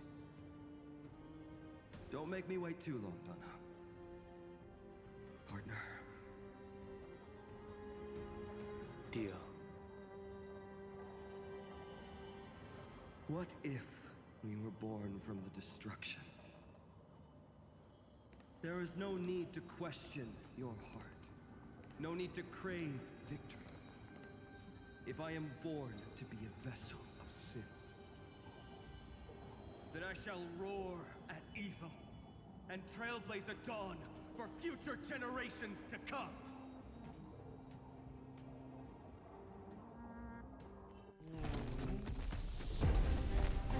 Let us go to the other side of the night.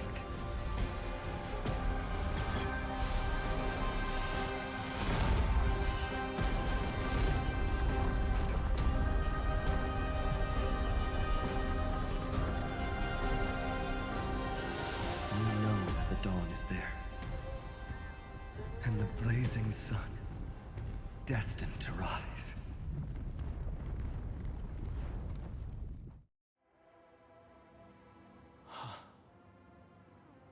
It won't be too long before our paths cross again. There is a ruckus coming from the Grove of Epiphany. It is time for you to set out, my lord. I have another notice for you. In this cycle, an eccentric demigod deviated from their flame-chased destiny. In a history known by none, Terravox, the Earth, fell. This matter has remained extremely mysterious, contradicting the extrapolations of 30 million cycles. I have reasons to suspect it also has something to do with Lady March 7th. As of now, clues that yield no conclusions are not important. Finan already pointed me in the right direction. Open the way.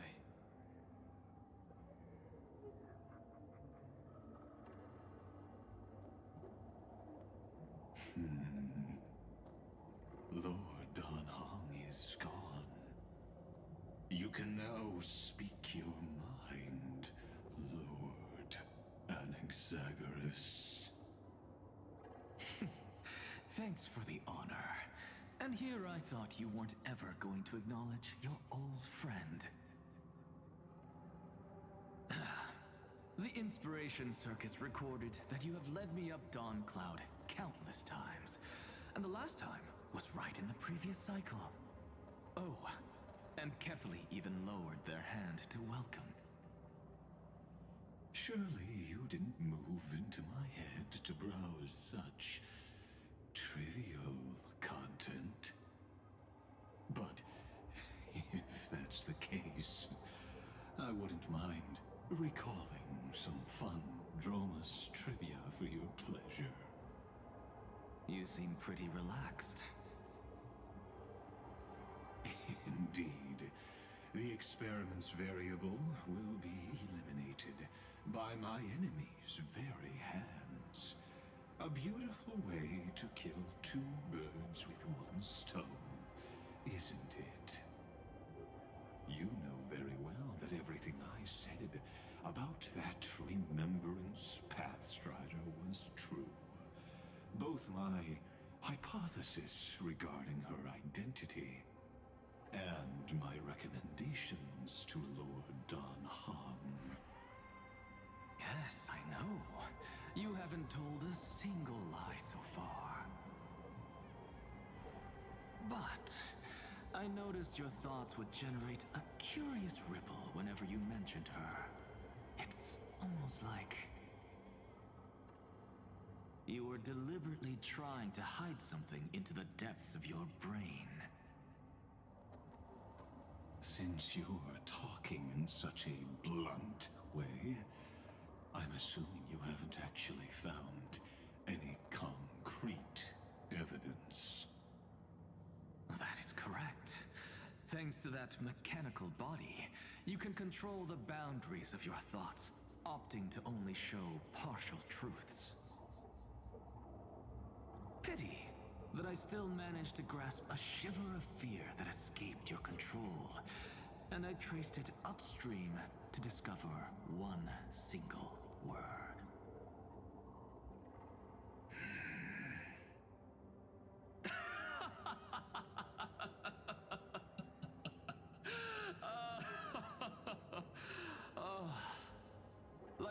Yes. Tell me. What is the Demi-Urge?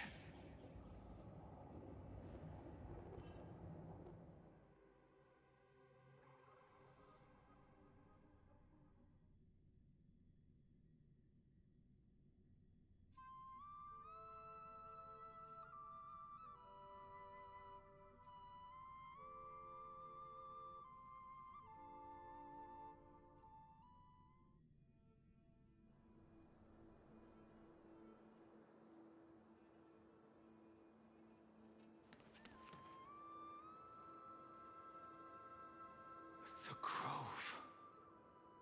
Even the branches and leaves of the sacred tree have been dyed gold. Finan gave his all for her. Now that the destruction has quelled the Memoria Tide, it's time for me to go deeper into the grove.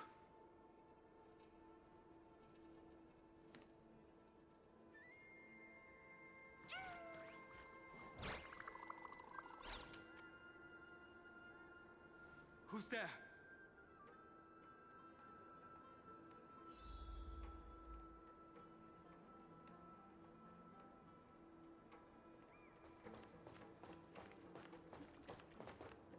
That fiery blaze engulfed the grove and woke all creatures from their slumber.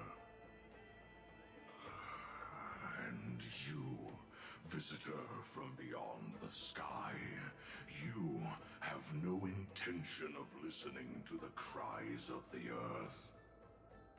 You are... Are you surprised? Demigods with golden blood are not solely limited to Kevali's children. Is it not natural that the offspring of Georios would take on their duty? I am Terravox, Avatar of the Earth, divine protector of the myriad living beings. What a coincidence. I was just told by someone to watch out for you. Answer me. Why would the Dromus King of the legends, the demigod who should have fallen, appear in humanoid form? You already know the answer. Is the Transmutation Arcanum not precisely your specialty, descendant of the Permanence? How do you know about... Was it March 7th? Exactly. Thanks to her, I was able to escape into the Memoria Tide and disappear from the world's memories. So you didn't die. Your fall was just a lie. You cast aside your duty as a flame chaser and joined her. Why? To survive. For a Dromus, life is no more than existence. The birds and beasts of this world have struggled to survive since time immemorial.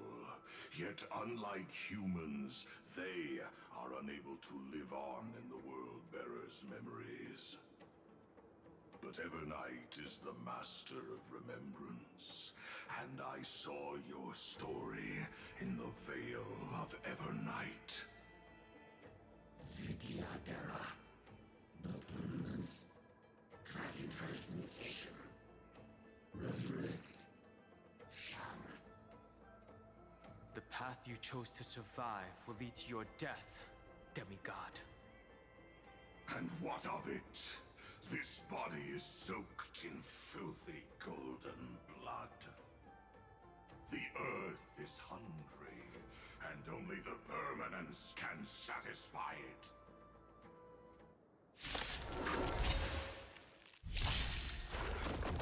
This madness is exactly like Mara's dream. As you wish.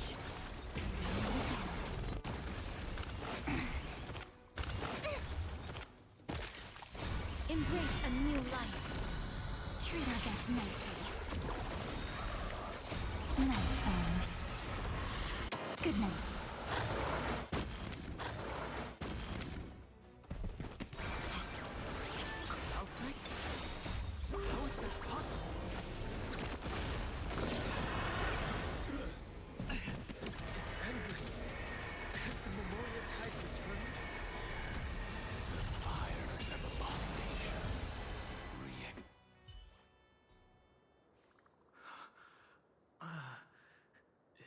this some disordered memory?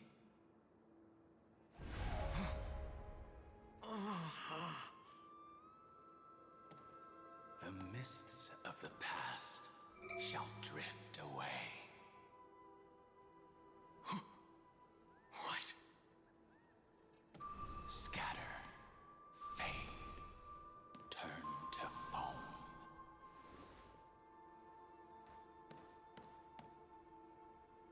Do you not remember me? After all, I am the heavy burden you must bear. How could I be so easily forsaken? Dan Feng? Is this another memo snatcher trick? Vidyadhara are supposed to forget the past during hatching rebirth. But the preceptors interfered back then and allowed me to remain deep in your consciousness. If you do not wish to use that bloodstained name, you may call me Obliviated Memory. That's not necessary. Though we've long parted ways, I won't ever forget you. So, who is that giant? That is Amphorius' Earth demigod. He should be on our side, but he was led astray and intends to seize the power of dragon transmutation. The dragon descends upon the earth, and all beings look to it in reverence. You and I know that all life in the universe covets permanence. Are you trying to say I'll end up like you? One day you will, and as I see it, that day won't be far from the end of this journey.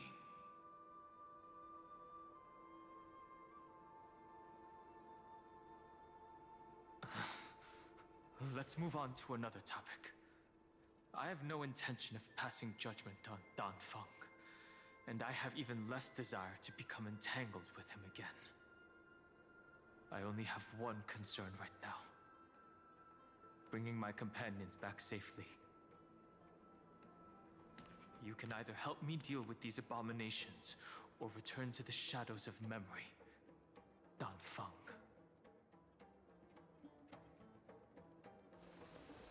All right. The filthy remnants of the Memoria Tide still run rampant. Let me accompany you through these ruins. You could use the help. And presumably, that giant who craves the power of dragons won't just let things rest. Do as you please. I'm moving ahead.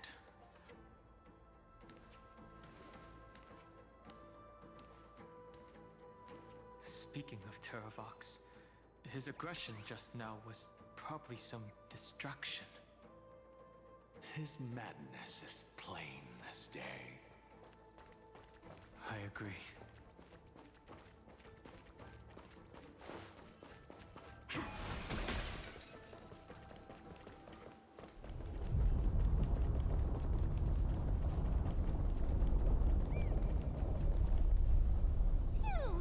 It's all good now. Yanis's blessing is full, and the hidden passage can be used again. Now, the Imperator's legions can launch a surprise attack from the grove. Who knows if Terravox will be able to succeed? Huh? Who is this warrior? Lady Tribios, I am Dan Heng. the Trailblazer's companion. Hung? Nice to meet you. I didn't realize Little Gray had more companions in addition to Little Cyrene. There is no need to elaborate further. They are merely a collection of your memories, just like me. No. If they were my memories, they would recognize me. Don Hong? Even though we don't know you, we'll still ask you to get somewhere safe. Terrible battle is about to break out here. Iceland's, I mean, Tux Gladiorum, is not far ahead. The evacuation efforts are almost over, so go now, or it might be too late. Hycelands. I see. In that case, I'll go look for her now. Thank you. No problem. We need to go deliver some messages, so we'll be off. Please, take care, Don Hung.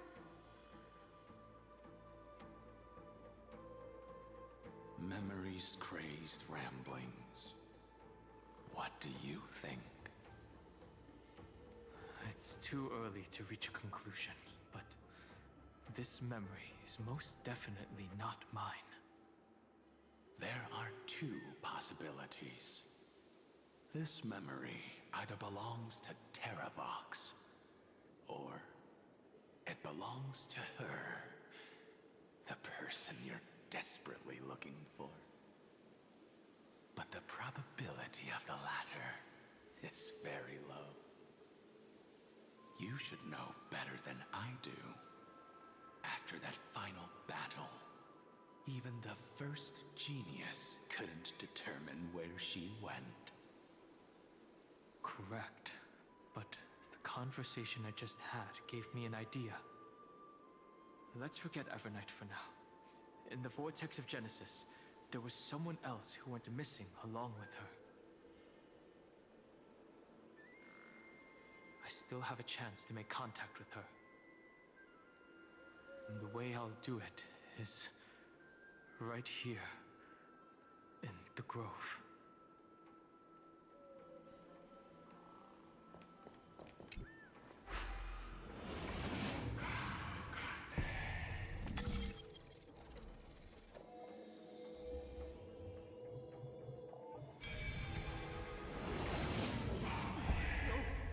Stay back! Cursed beast!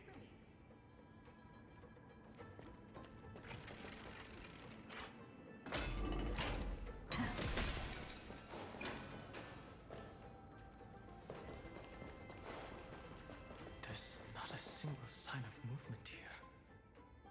That was probably just the echoes of the Memoria Tide.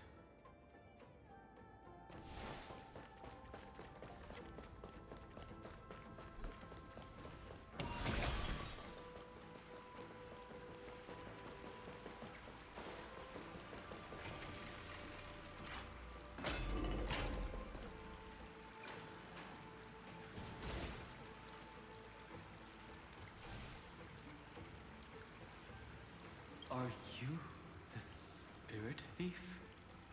Bartolos? I see. Thank you for the advice. My Cloud Hymn magic will take it from here.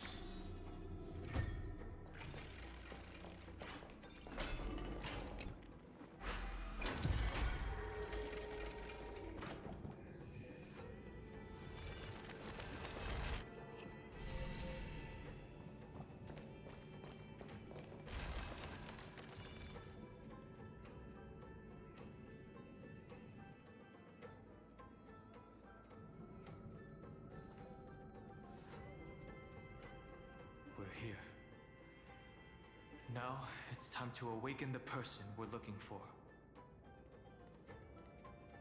A pool of spirit water. I see. You plan to resonate with the waters of this world. Compared to the currents of my home, the waters of Amphorius are rather untamed.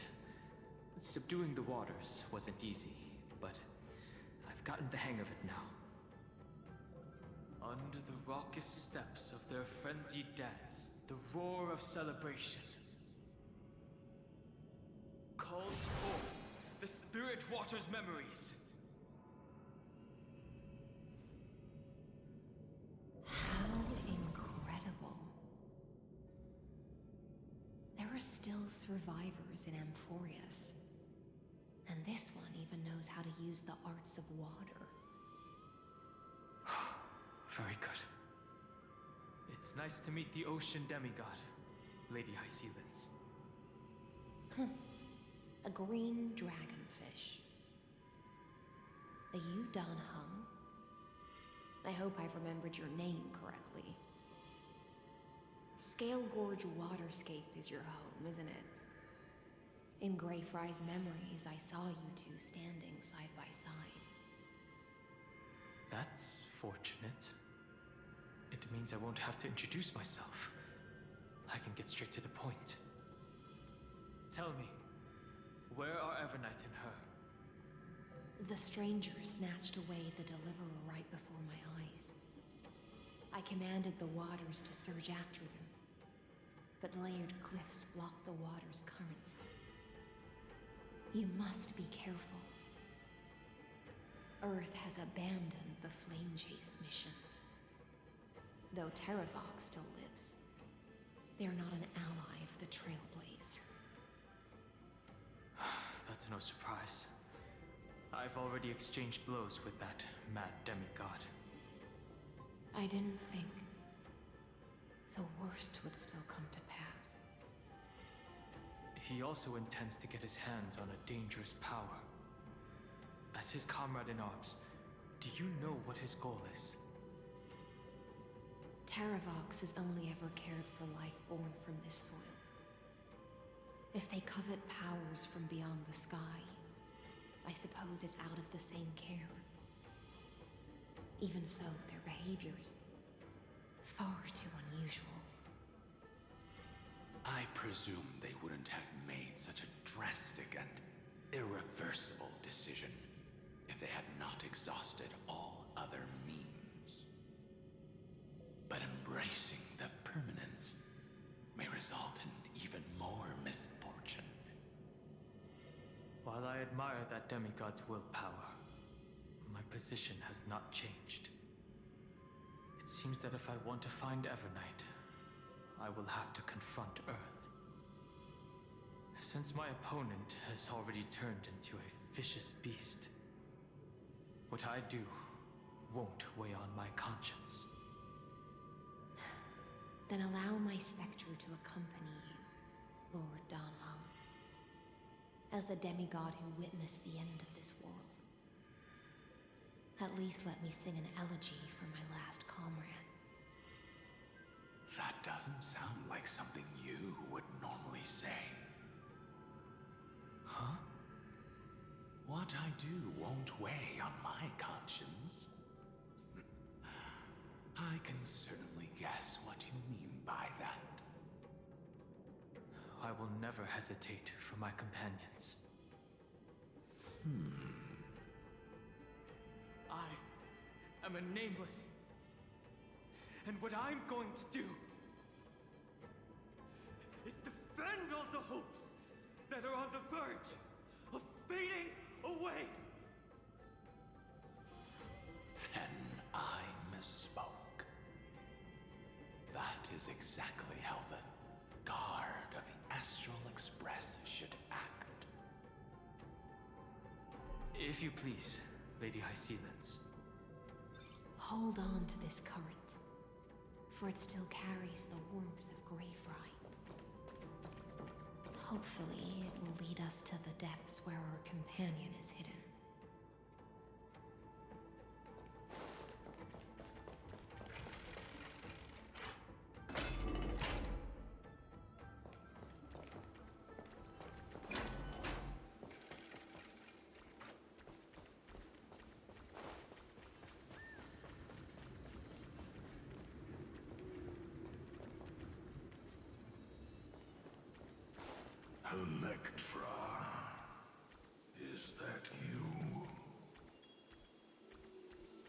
was that?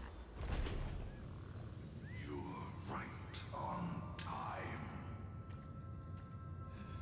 Let the ocean sink into the Memoria tide and become part of the sacrifice to resurrect the Earth.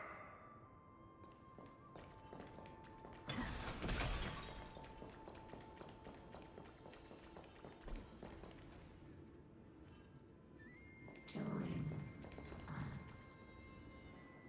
You are us.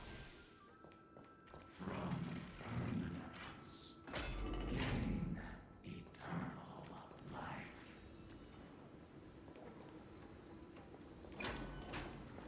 Rouse yourself into the forge.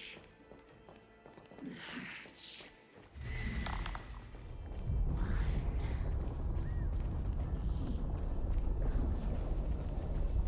Keep do not run from your fate. Use the permanence to fill the earth. The Yadara might not even be considered people if we did not resort to beastly action.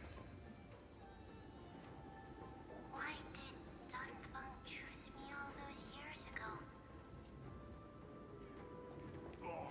Sire, fall into oblivion.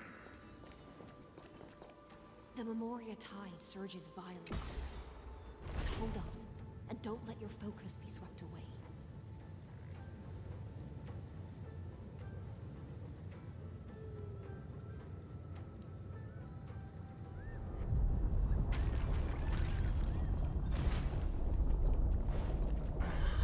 The whole grove is shaking. Of 5 people,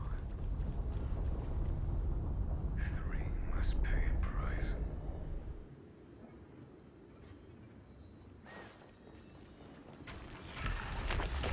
One of them.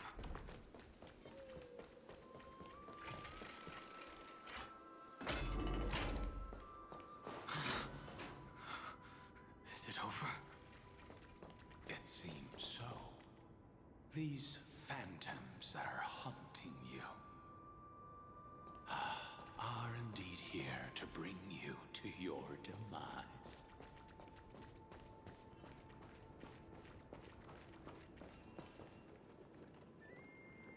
It's unusually quiet here compared to before.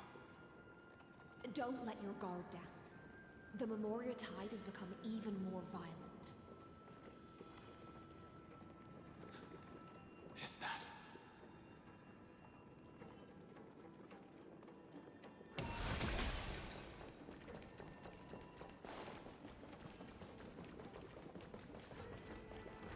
This is an interesting-looking wine jar. Was it Baihang who brought it? It's a specialty from Thalassa that she brought and left here just for this gathering. But she herself didn't come.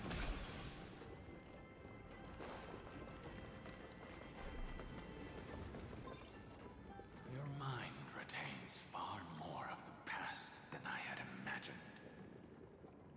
I've seen this farewell more than once in my dreams.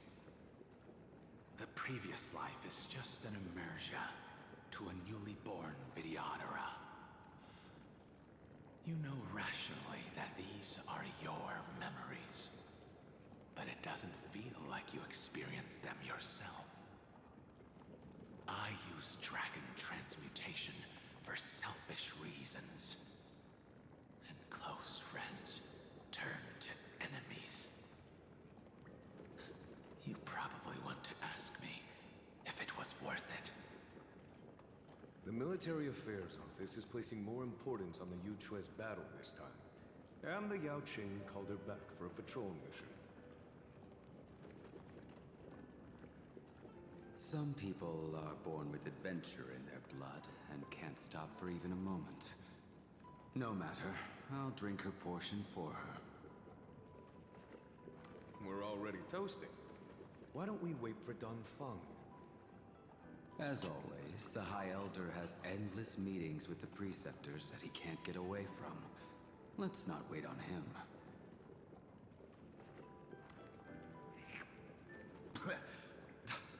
Isn't this just water? I'll relay her exact words. It is a mistake to drink too much before a battle, so I'll leave a jar of spring water from Thalassa's Crystal Palace. She said that wine only has flavor after a triumphant return. Why didn't you say so earlier? I didn't want to go along with her, but she insisted on seeing your expression after your first sip.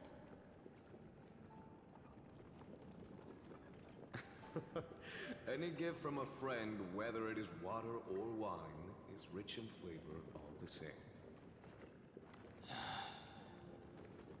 I see you still speak as if every sentence must add something of profound value. I see you still speak as if every sentence must add something of profound value. Ah, you're just in time. The punishment for making us all wait should be 3 cups of wine. Spare me, please. I've already suffered enough next to the ancient sea. I've convinced the preceptors. Vidyadhara, Cloudhen Magi will join the battle on the front lines, and our armies will fight side by side. It seems like you can now carry out your plan for dealing with the Kitu Mirage, Jingyuan. Thank you for standing your ground against the dissenters, Donfang. I never thought those preceptors would ever relent. After all of this, countless Vidyadhara. Countless Vidyadhara will lose their lives, with no chance at a molting rebirth. We all understand this. But the Vidyadhara cannot become a part of the Alliance's destiny if we do not share in its joys and sorrows. We would only be bystanders to everyone else's suffering. That is something we all understand as well. That is also why we've gathered here. Come, raise your cups. This toast is not for bidding farewell to each other, but for honoring the soldiers who will not return, for honoring our companions.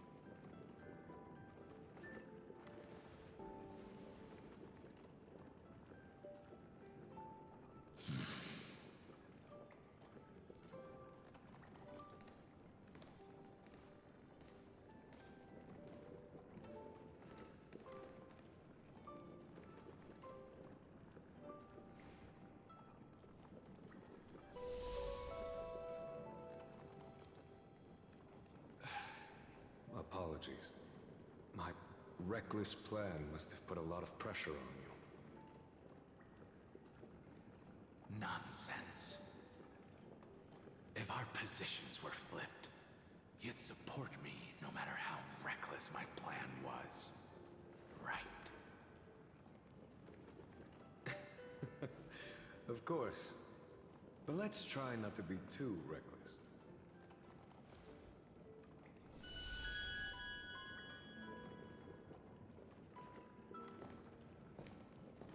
When you make a decision like this, people will always ask, was it worth it?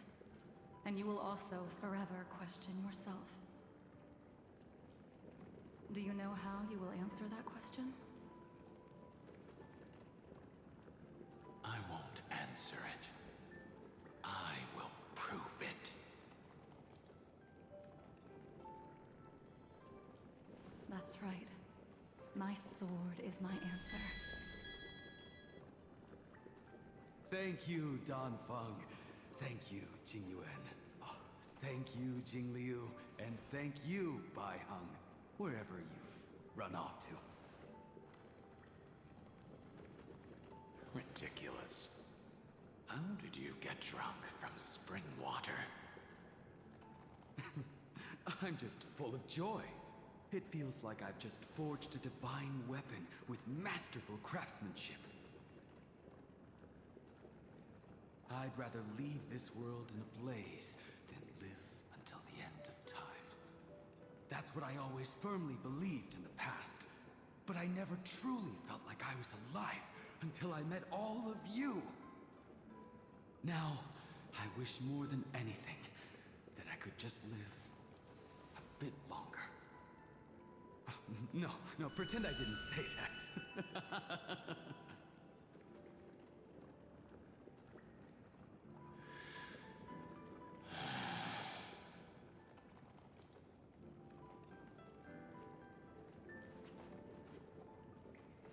It's over. And you know exactly what happened to these five afterward. So, can you understand it now? After both she and March 7th have left you. Losing a dear friend with whom you've shared so much can never be considered a victory. It's a failure that torments you for the rest of your life. I could never accept that kind of fate. So you made a decision. I was the one who used the transmutation arcanum. I was the one who swore to bring Bai Hong back to life. And the one who brought everything past the point of no return. That was also me. Do you have any regrets, Danfeng?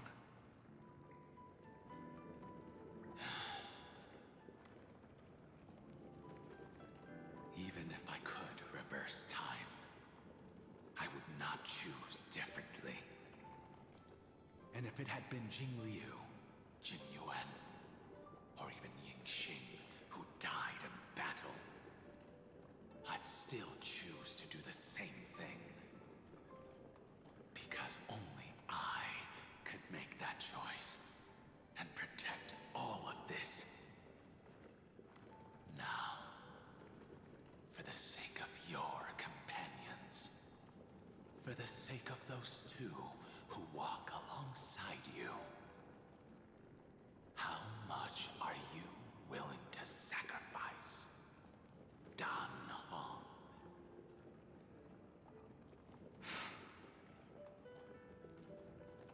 Everything.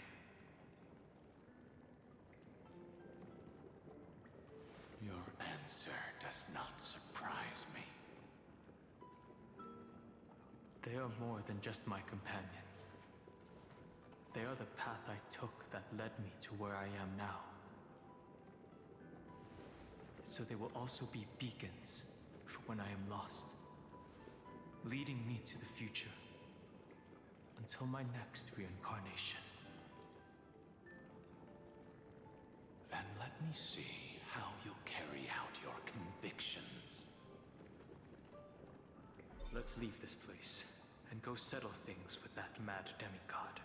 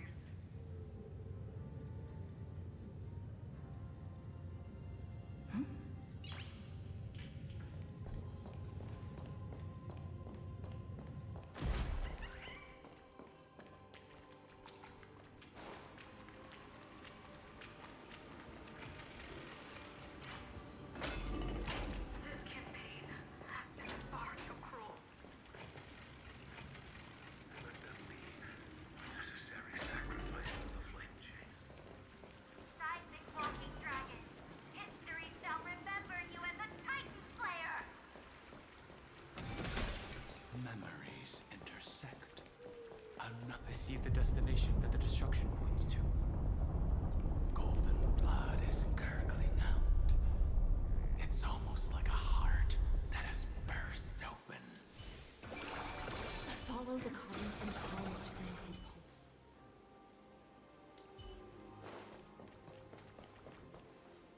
As expected, someone's been waiting for us. It's you.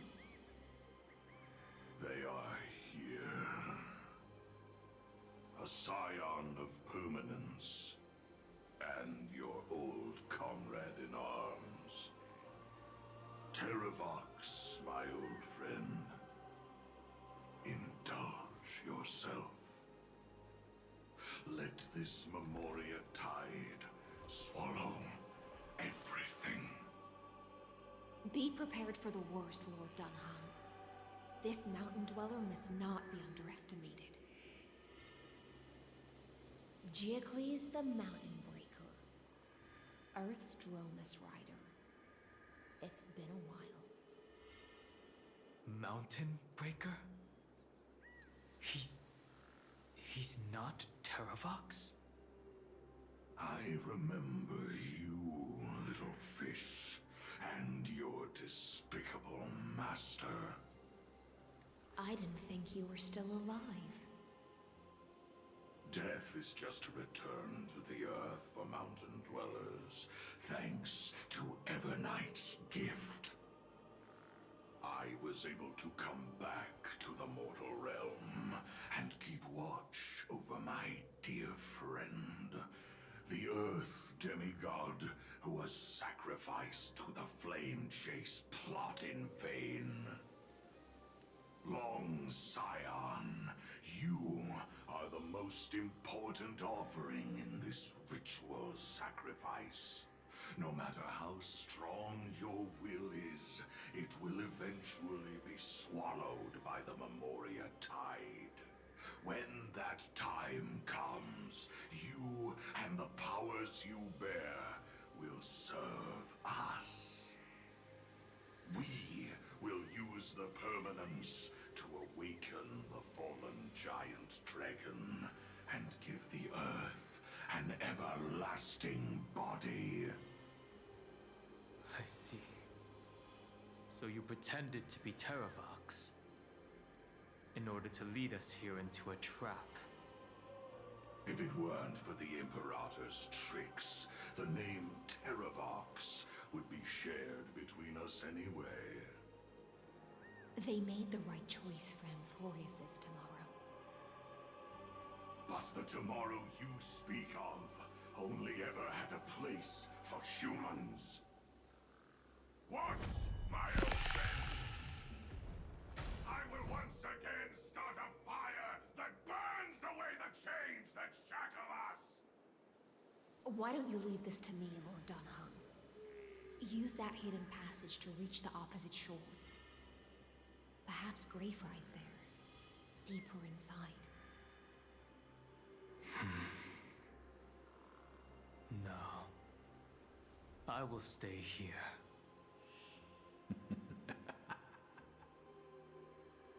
Mountain Breaker, hero of the mountain dwellers.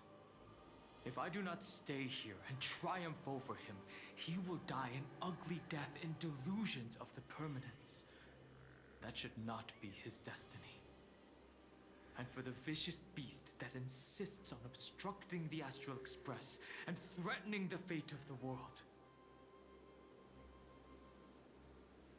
We've stood on the precipice countless times along this journey, forced to make difficult choices in the face of disaster. But this time, it's my turn to put some pressure on this world.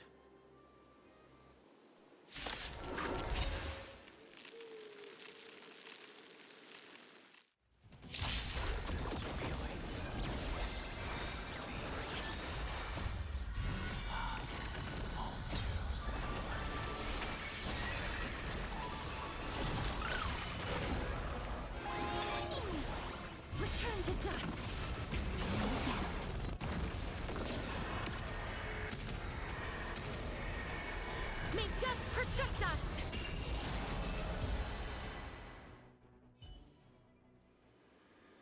It's time to stop struggling, Geocles.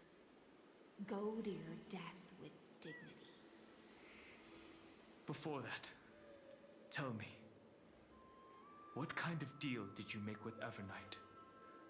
How was the Great Mountain Breaker reduced to this?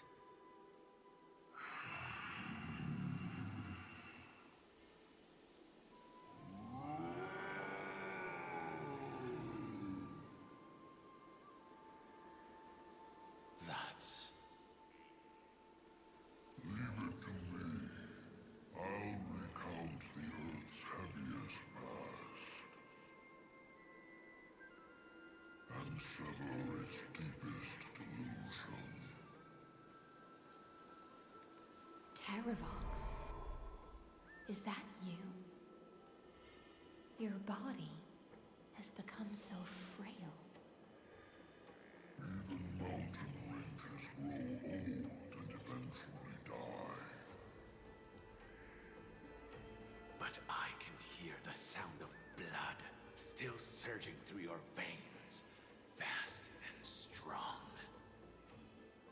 I suppose you are the true Earth demigod. I am near my end, and the demigod title means nothing to me now. The being who stands here now is just the former comrade of the Mountain Breaker.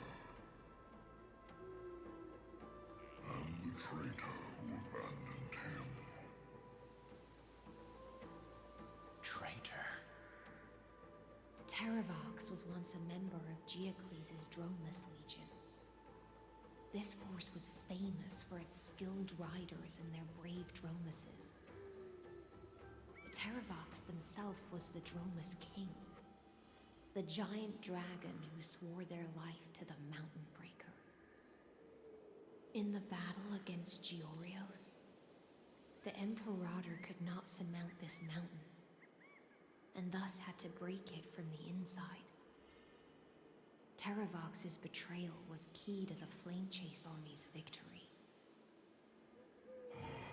The age of the gods was coming to an end.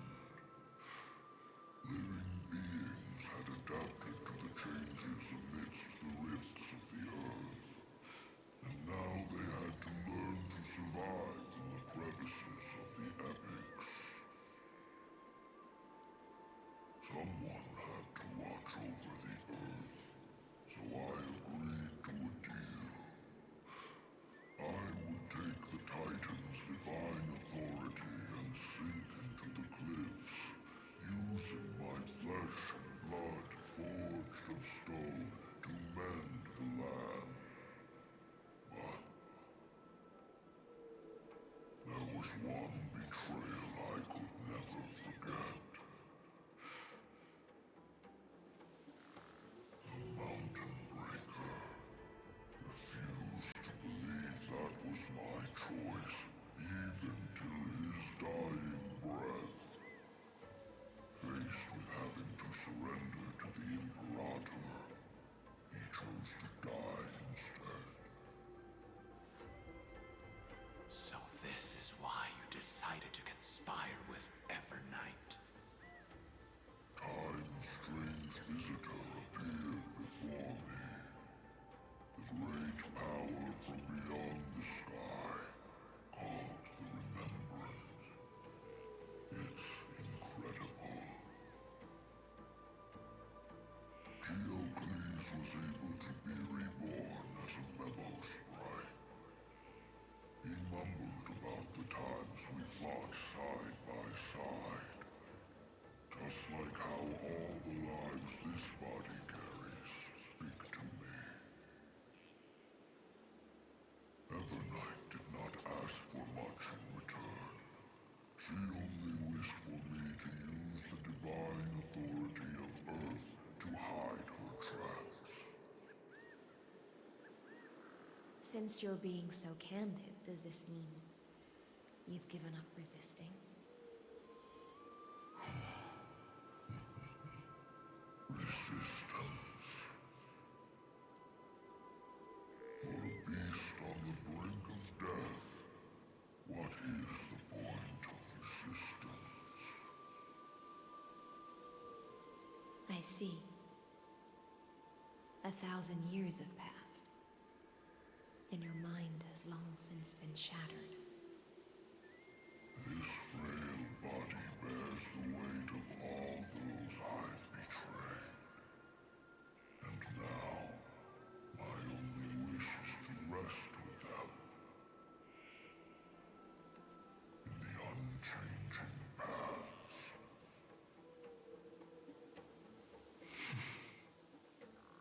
Go, long Scion.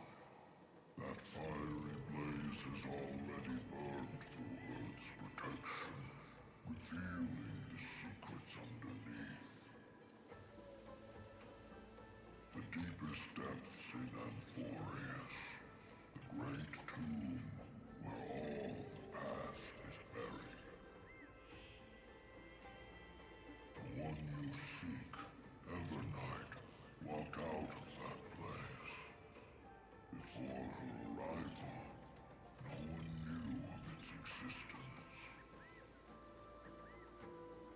In other words, that is the place where Evernight came into being. And it is also where she is now. You sank willingly into the past, and now your memories have turned into this form. Was it worth it? At least I still remember.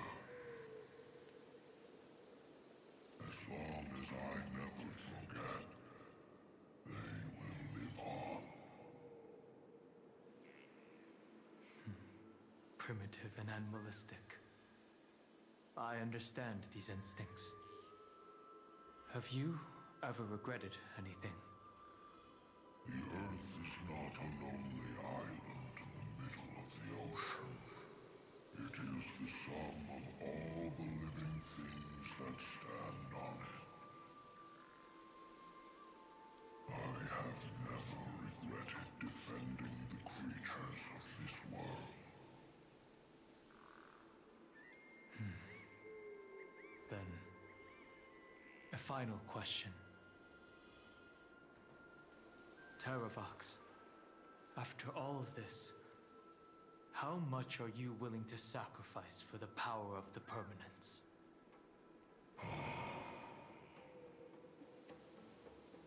Everything. My journey up to here has allowed me to fully understand my destiny. No matter how I struggle, the Earth will never be able to reach the stars. But my compatriots deserve to continue their struggle. At the end of my life, I want to make one last effort to give them a chance to move on to the future. Even if it is a future I am not able to witness.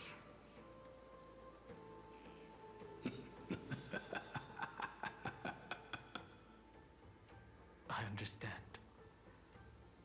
Then, join me in rebelling against this unjust fate once more. Even if the world collapses, the Earth must remain unshaken. Give me the core flame that burns within you, and allow this immortal body of the Permanence to bear the furnace of life for you. Long Scion, are you willing to bring them all into the new world? I won't give you empty promises.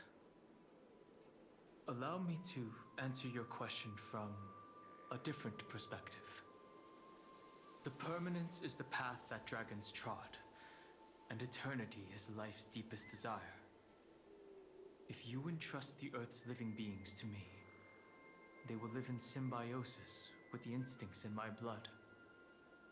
With this body as an ark, I will deliver them to tomorrow for you.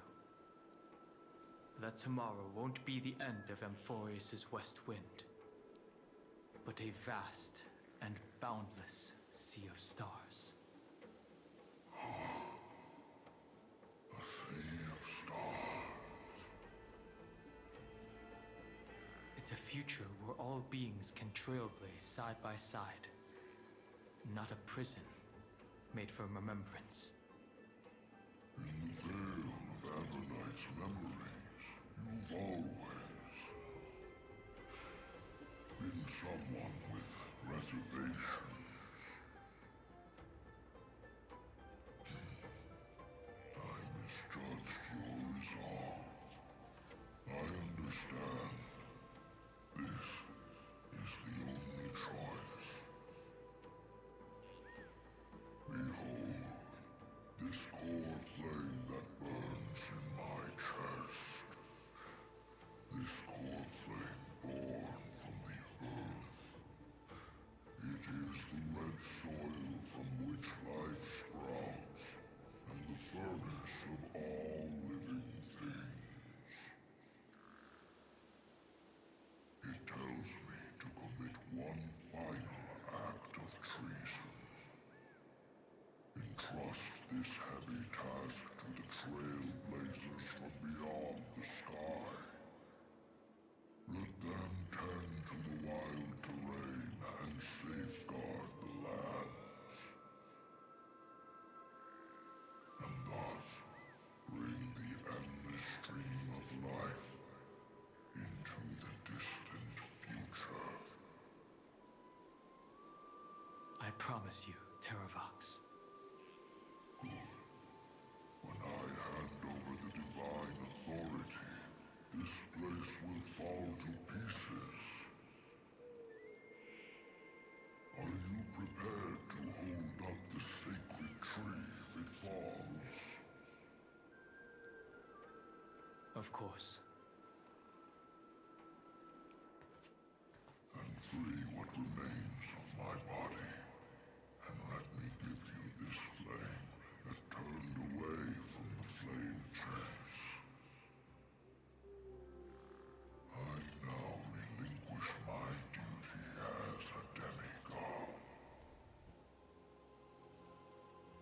You shall dig your own grave and burn in the furnace of rebellion.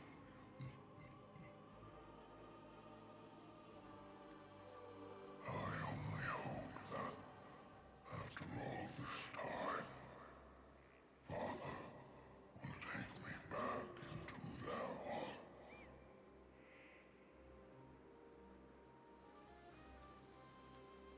Come, crouching beast, for the endless life of this world.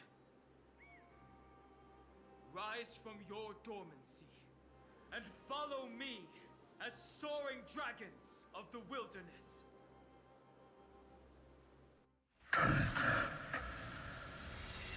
My final rebellion.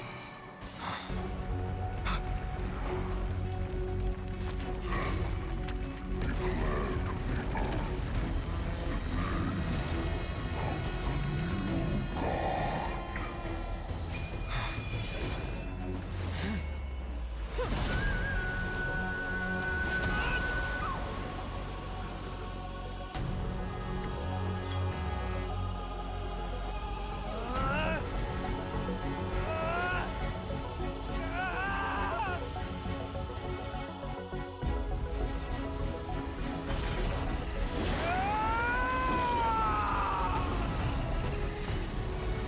I am Dan Heng, one who guards the Trailblazer's way forward.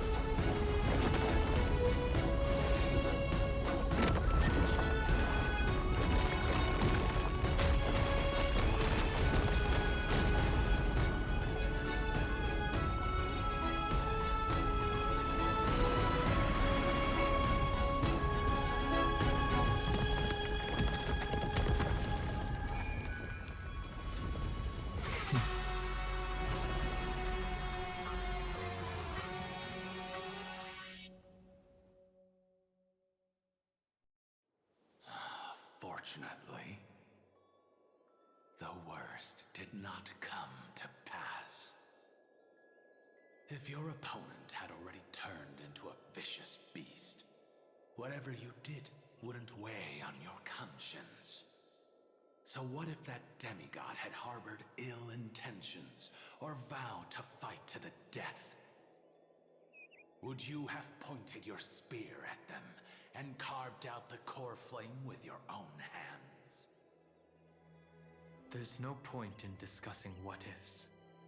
Though, I'm glad it didn't come to that.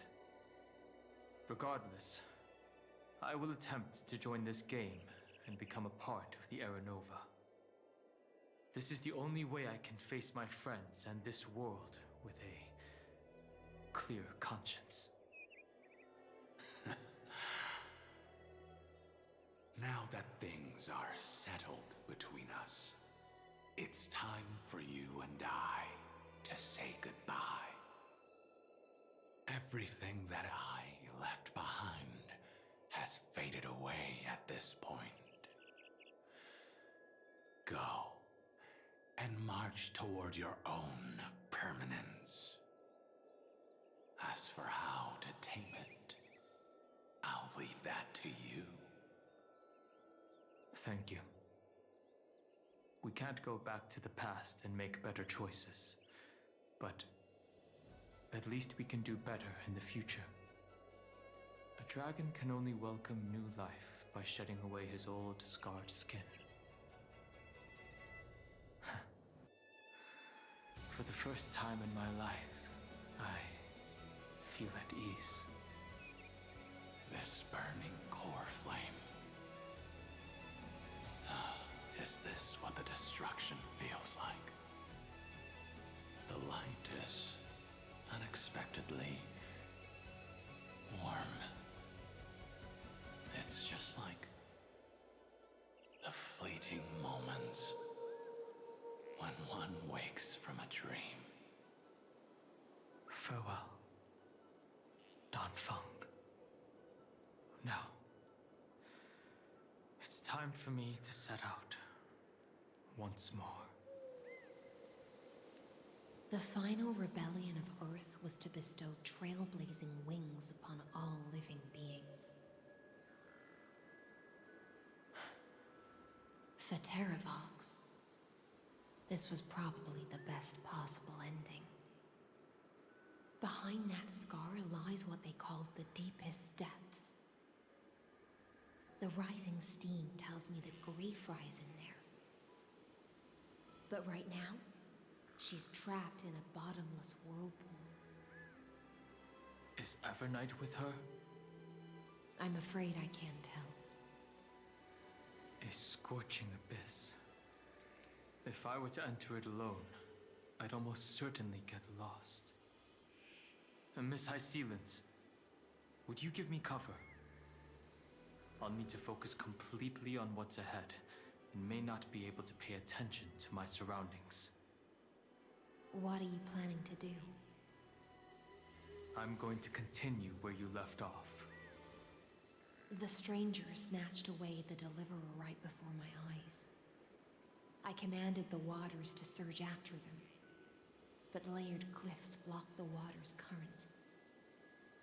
Times have changed. The cliffs are now in the palm of my hand. Then I believe it's worth a shot. It's just, without absolute resolve, you still won't be able to pass through that Memoria tide, much less save someone from it. The search for Greyfry might stretch on like an Evernight without end. Be careful. Wandering through time is no easy feat. Don't worry, Lady High Sealants. Just as you kept your lonely vigil in the depths for 1,000 years, my determination to find her is even more unshakable than the earth itself.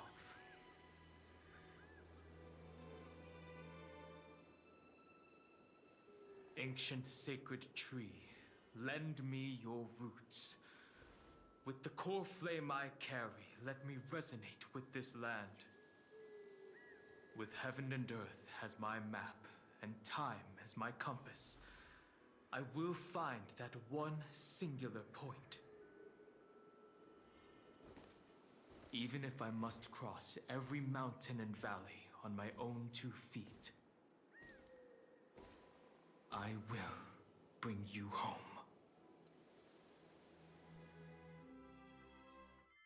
Circe's giant tree, witness to Amphorius. This time, I will follow its roots into the ancient earth until I find you. On this journey, I will become the bedrock of mountains and bear the cities above.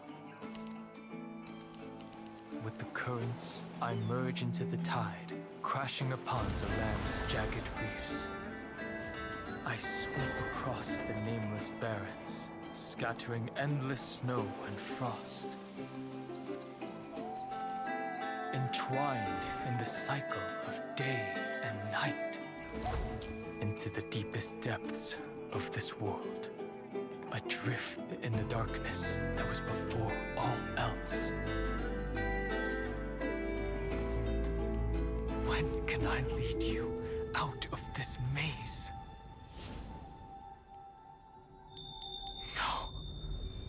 I can't do it with just my eyes alone. Maybe it was never me.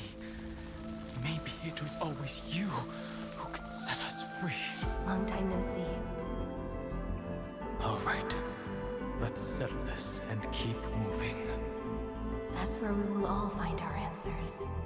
Hey, Danhong, wake up. 3 of a kind. 2 pair. Ace. Go.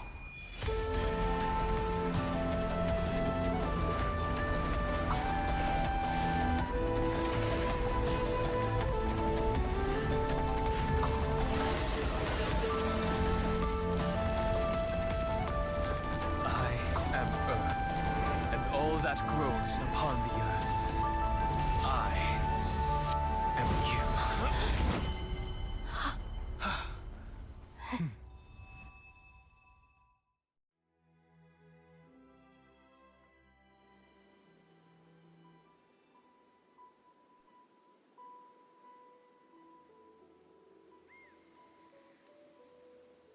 Finally.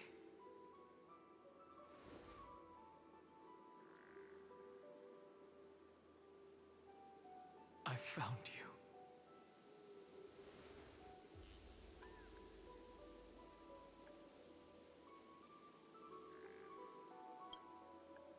Long time no see. Did you get taller? While you were trapped, I experienced a lot.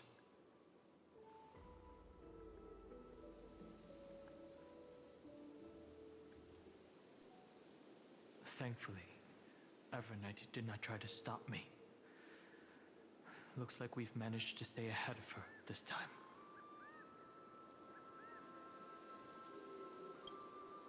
Rest assured, we won't abandon her. We'll all return to the Express together. No one will be left behind.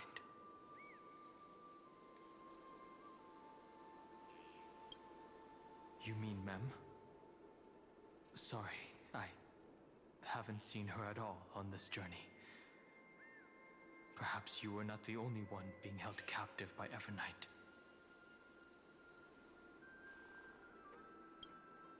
They never once stopped worrying about us. About you, me, or March 7th. They never gave up on trying to save us. Even from outside this world. Miss Himiko, Mr. Yang, Pom Pom, and even Sunday Black Swan and the 2 geniuses. They are all doing everything in their power to aid us.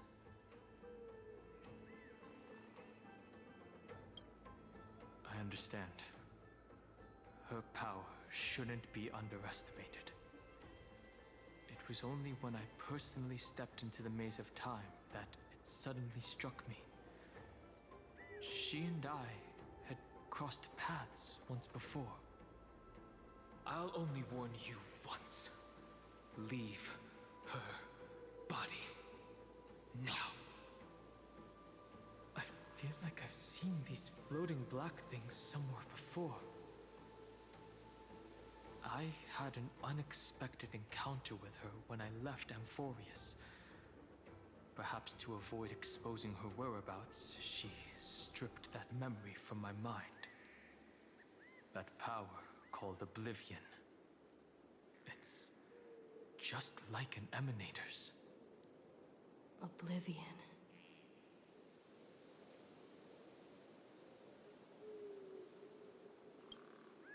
I know. But you still remember me and our companions, for now. Do you have any clues about the memories you may have lost?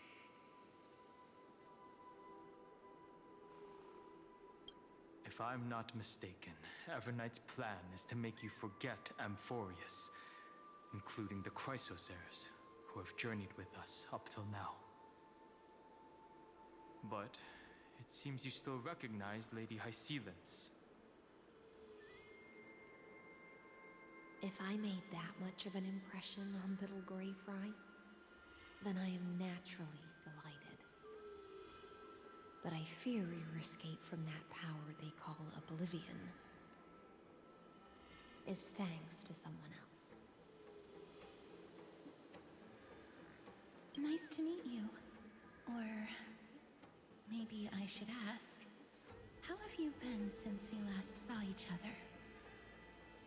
Along with you, this little butterfly fish's memory was also salvaged from the depths of that whirlpool. Just as a pearl is cradled within its shell, the power of Thanatos surrounds you, shielding your soul from corrosion. Miss Irene has spoken of you often to me. Though we never met in this life, I believe there's a kind of warmth that can transcend time itself. Through the endless flow of time, I guarded the secret passage between Styxia and the Vortex. When the Memoria tide flowed backwards into the River of Souls, even in deep slumber, I could feel that warmth. And with all my might, I protected that warmth. I apologize if that seemed improper. I hope you'll forgive me. I understand that your mission is still unfinished. The path ahead is treacherous, and even though my body is bound to these dark currents, I'll do everything I can to watch over you both. The little butterfly fish is right. There is still a pair of eyes watching from the shadows, but we won't let them get anywhere near you. Go forth, golden dragonfish, and you, deliverer. Seek out your companion. Go forth and illuminate the lightless Evernight. I cannot thank you enough. Accept this promise from the Nameless. Amphorius will definitely write a brand new ending for itself. Of course. We'll write it together.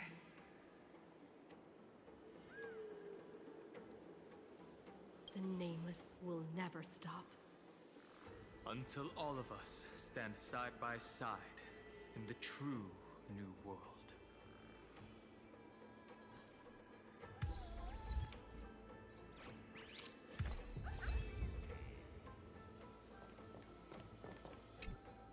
Go forth with courage, little Grey Fry. My ocean currents will guard your arrival, and my songs will accompany your journey ahead. Farewell, little Fry. When we reunite in the ocean at the boundaries of this world, let me play a song for you beneath the glow of fire. At the end of the sea of flowers, the souls of the living shall warm thy fingertips, and after an embrace, there shall be eternal separation. If I hadn't met you at the end of the world, I would have thought Lady Trinan's prophecy was wrong. Goodbye. If I could, I'd want to stay a little longer, but Amphorius is yet to reach the end of the Sea of Flowers. Take all beautiful wishes with you, march forward with determination, and don't look back.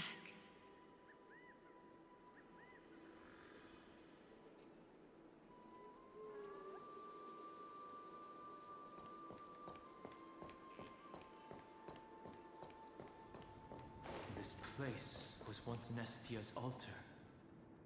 Could the golden thread be leading us to the world's deepest secret?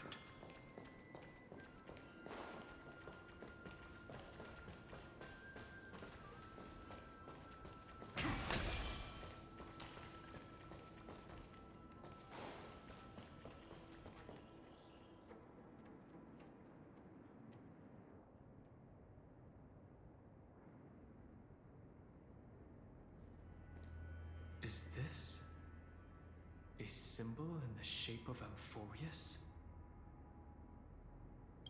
Naturally. How could a world enclosed within the scepter have a way of knowing what it looks like from outer space?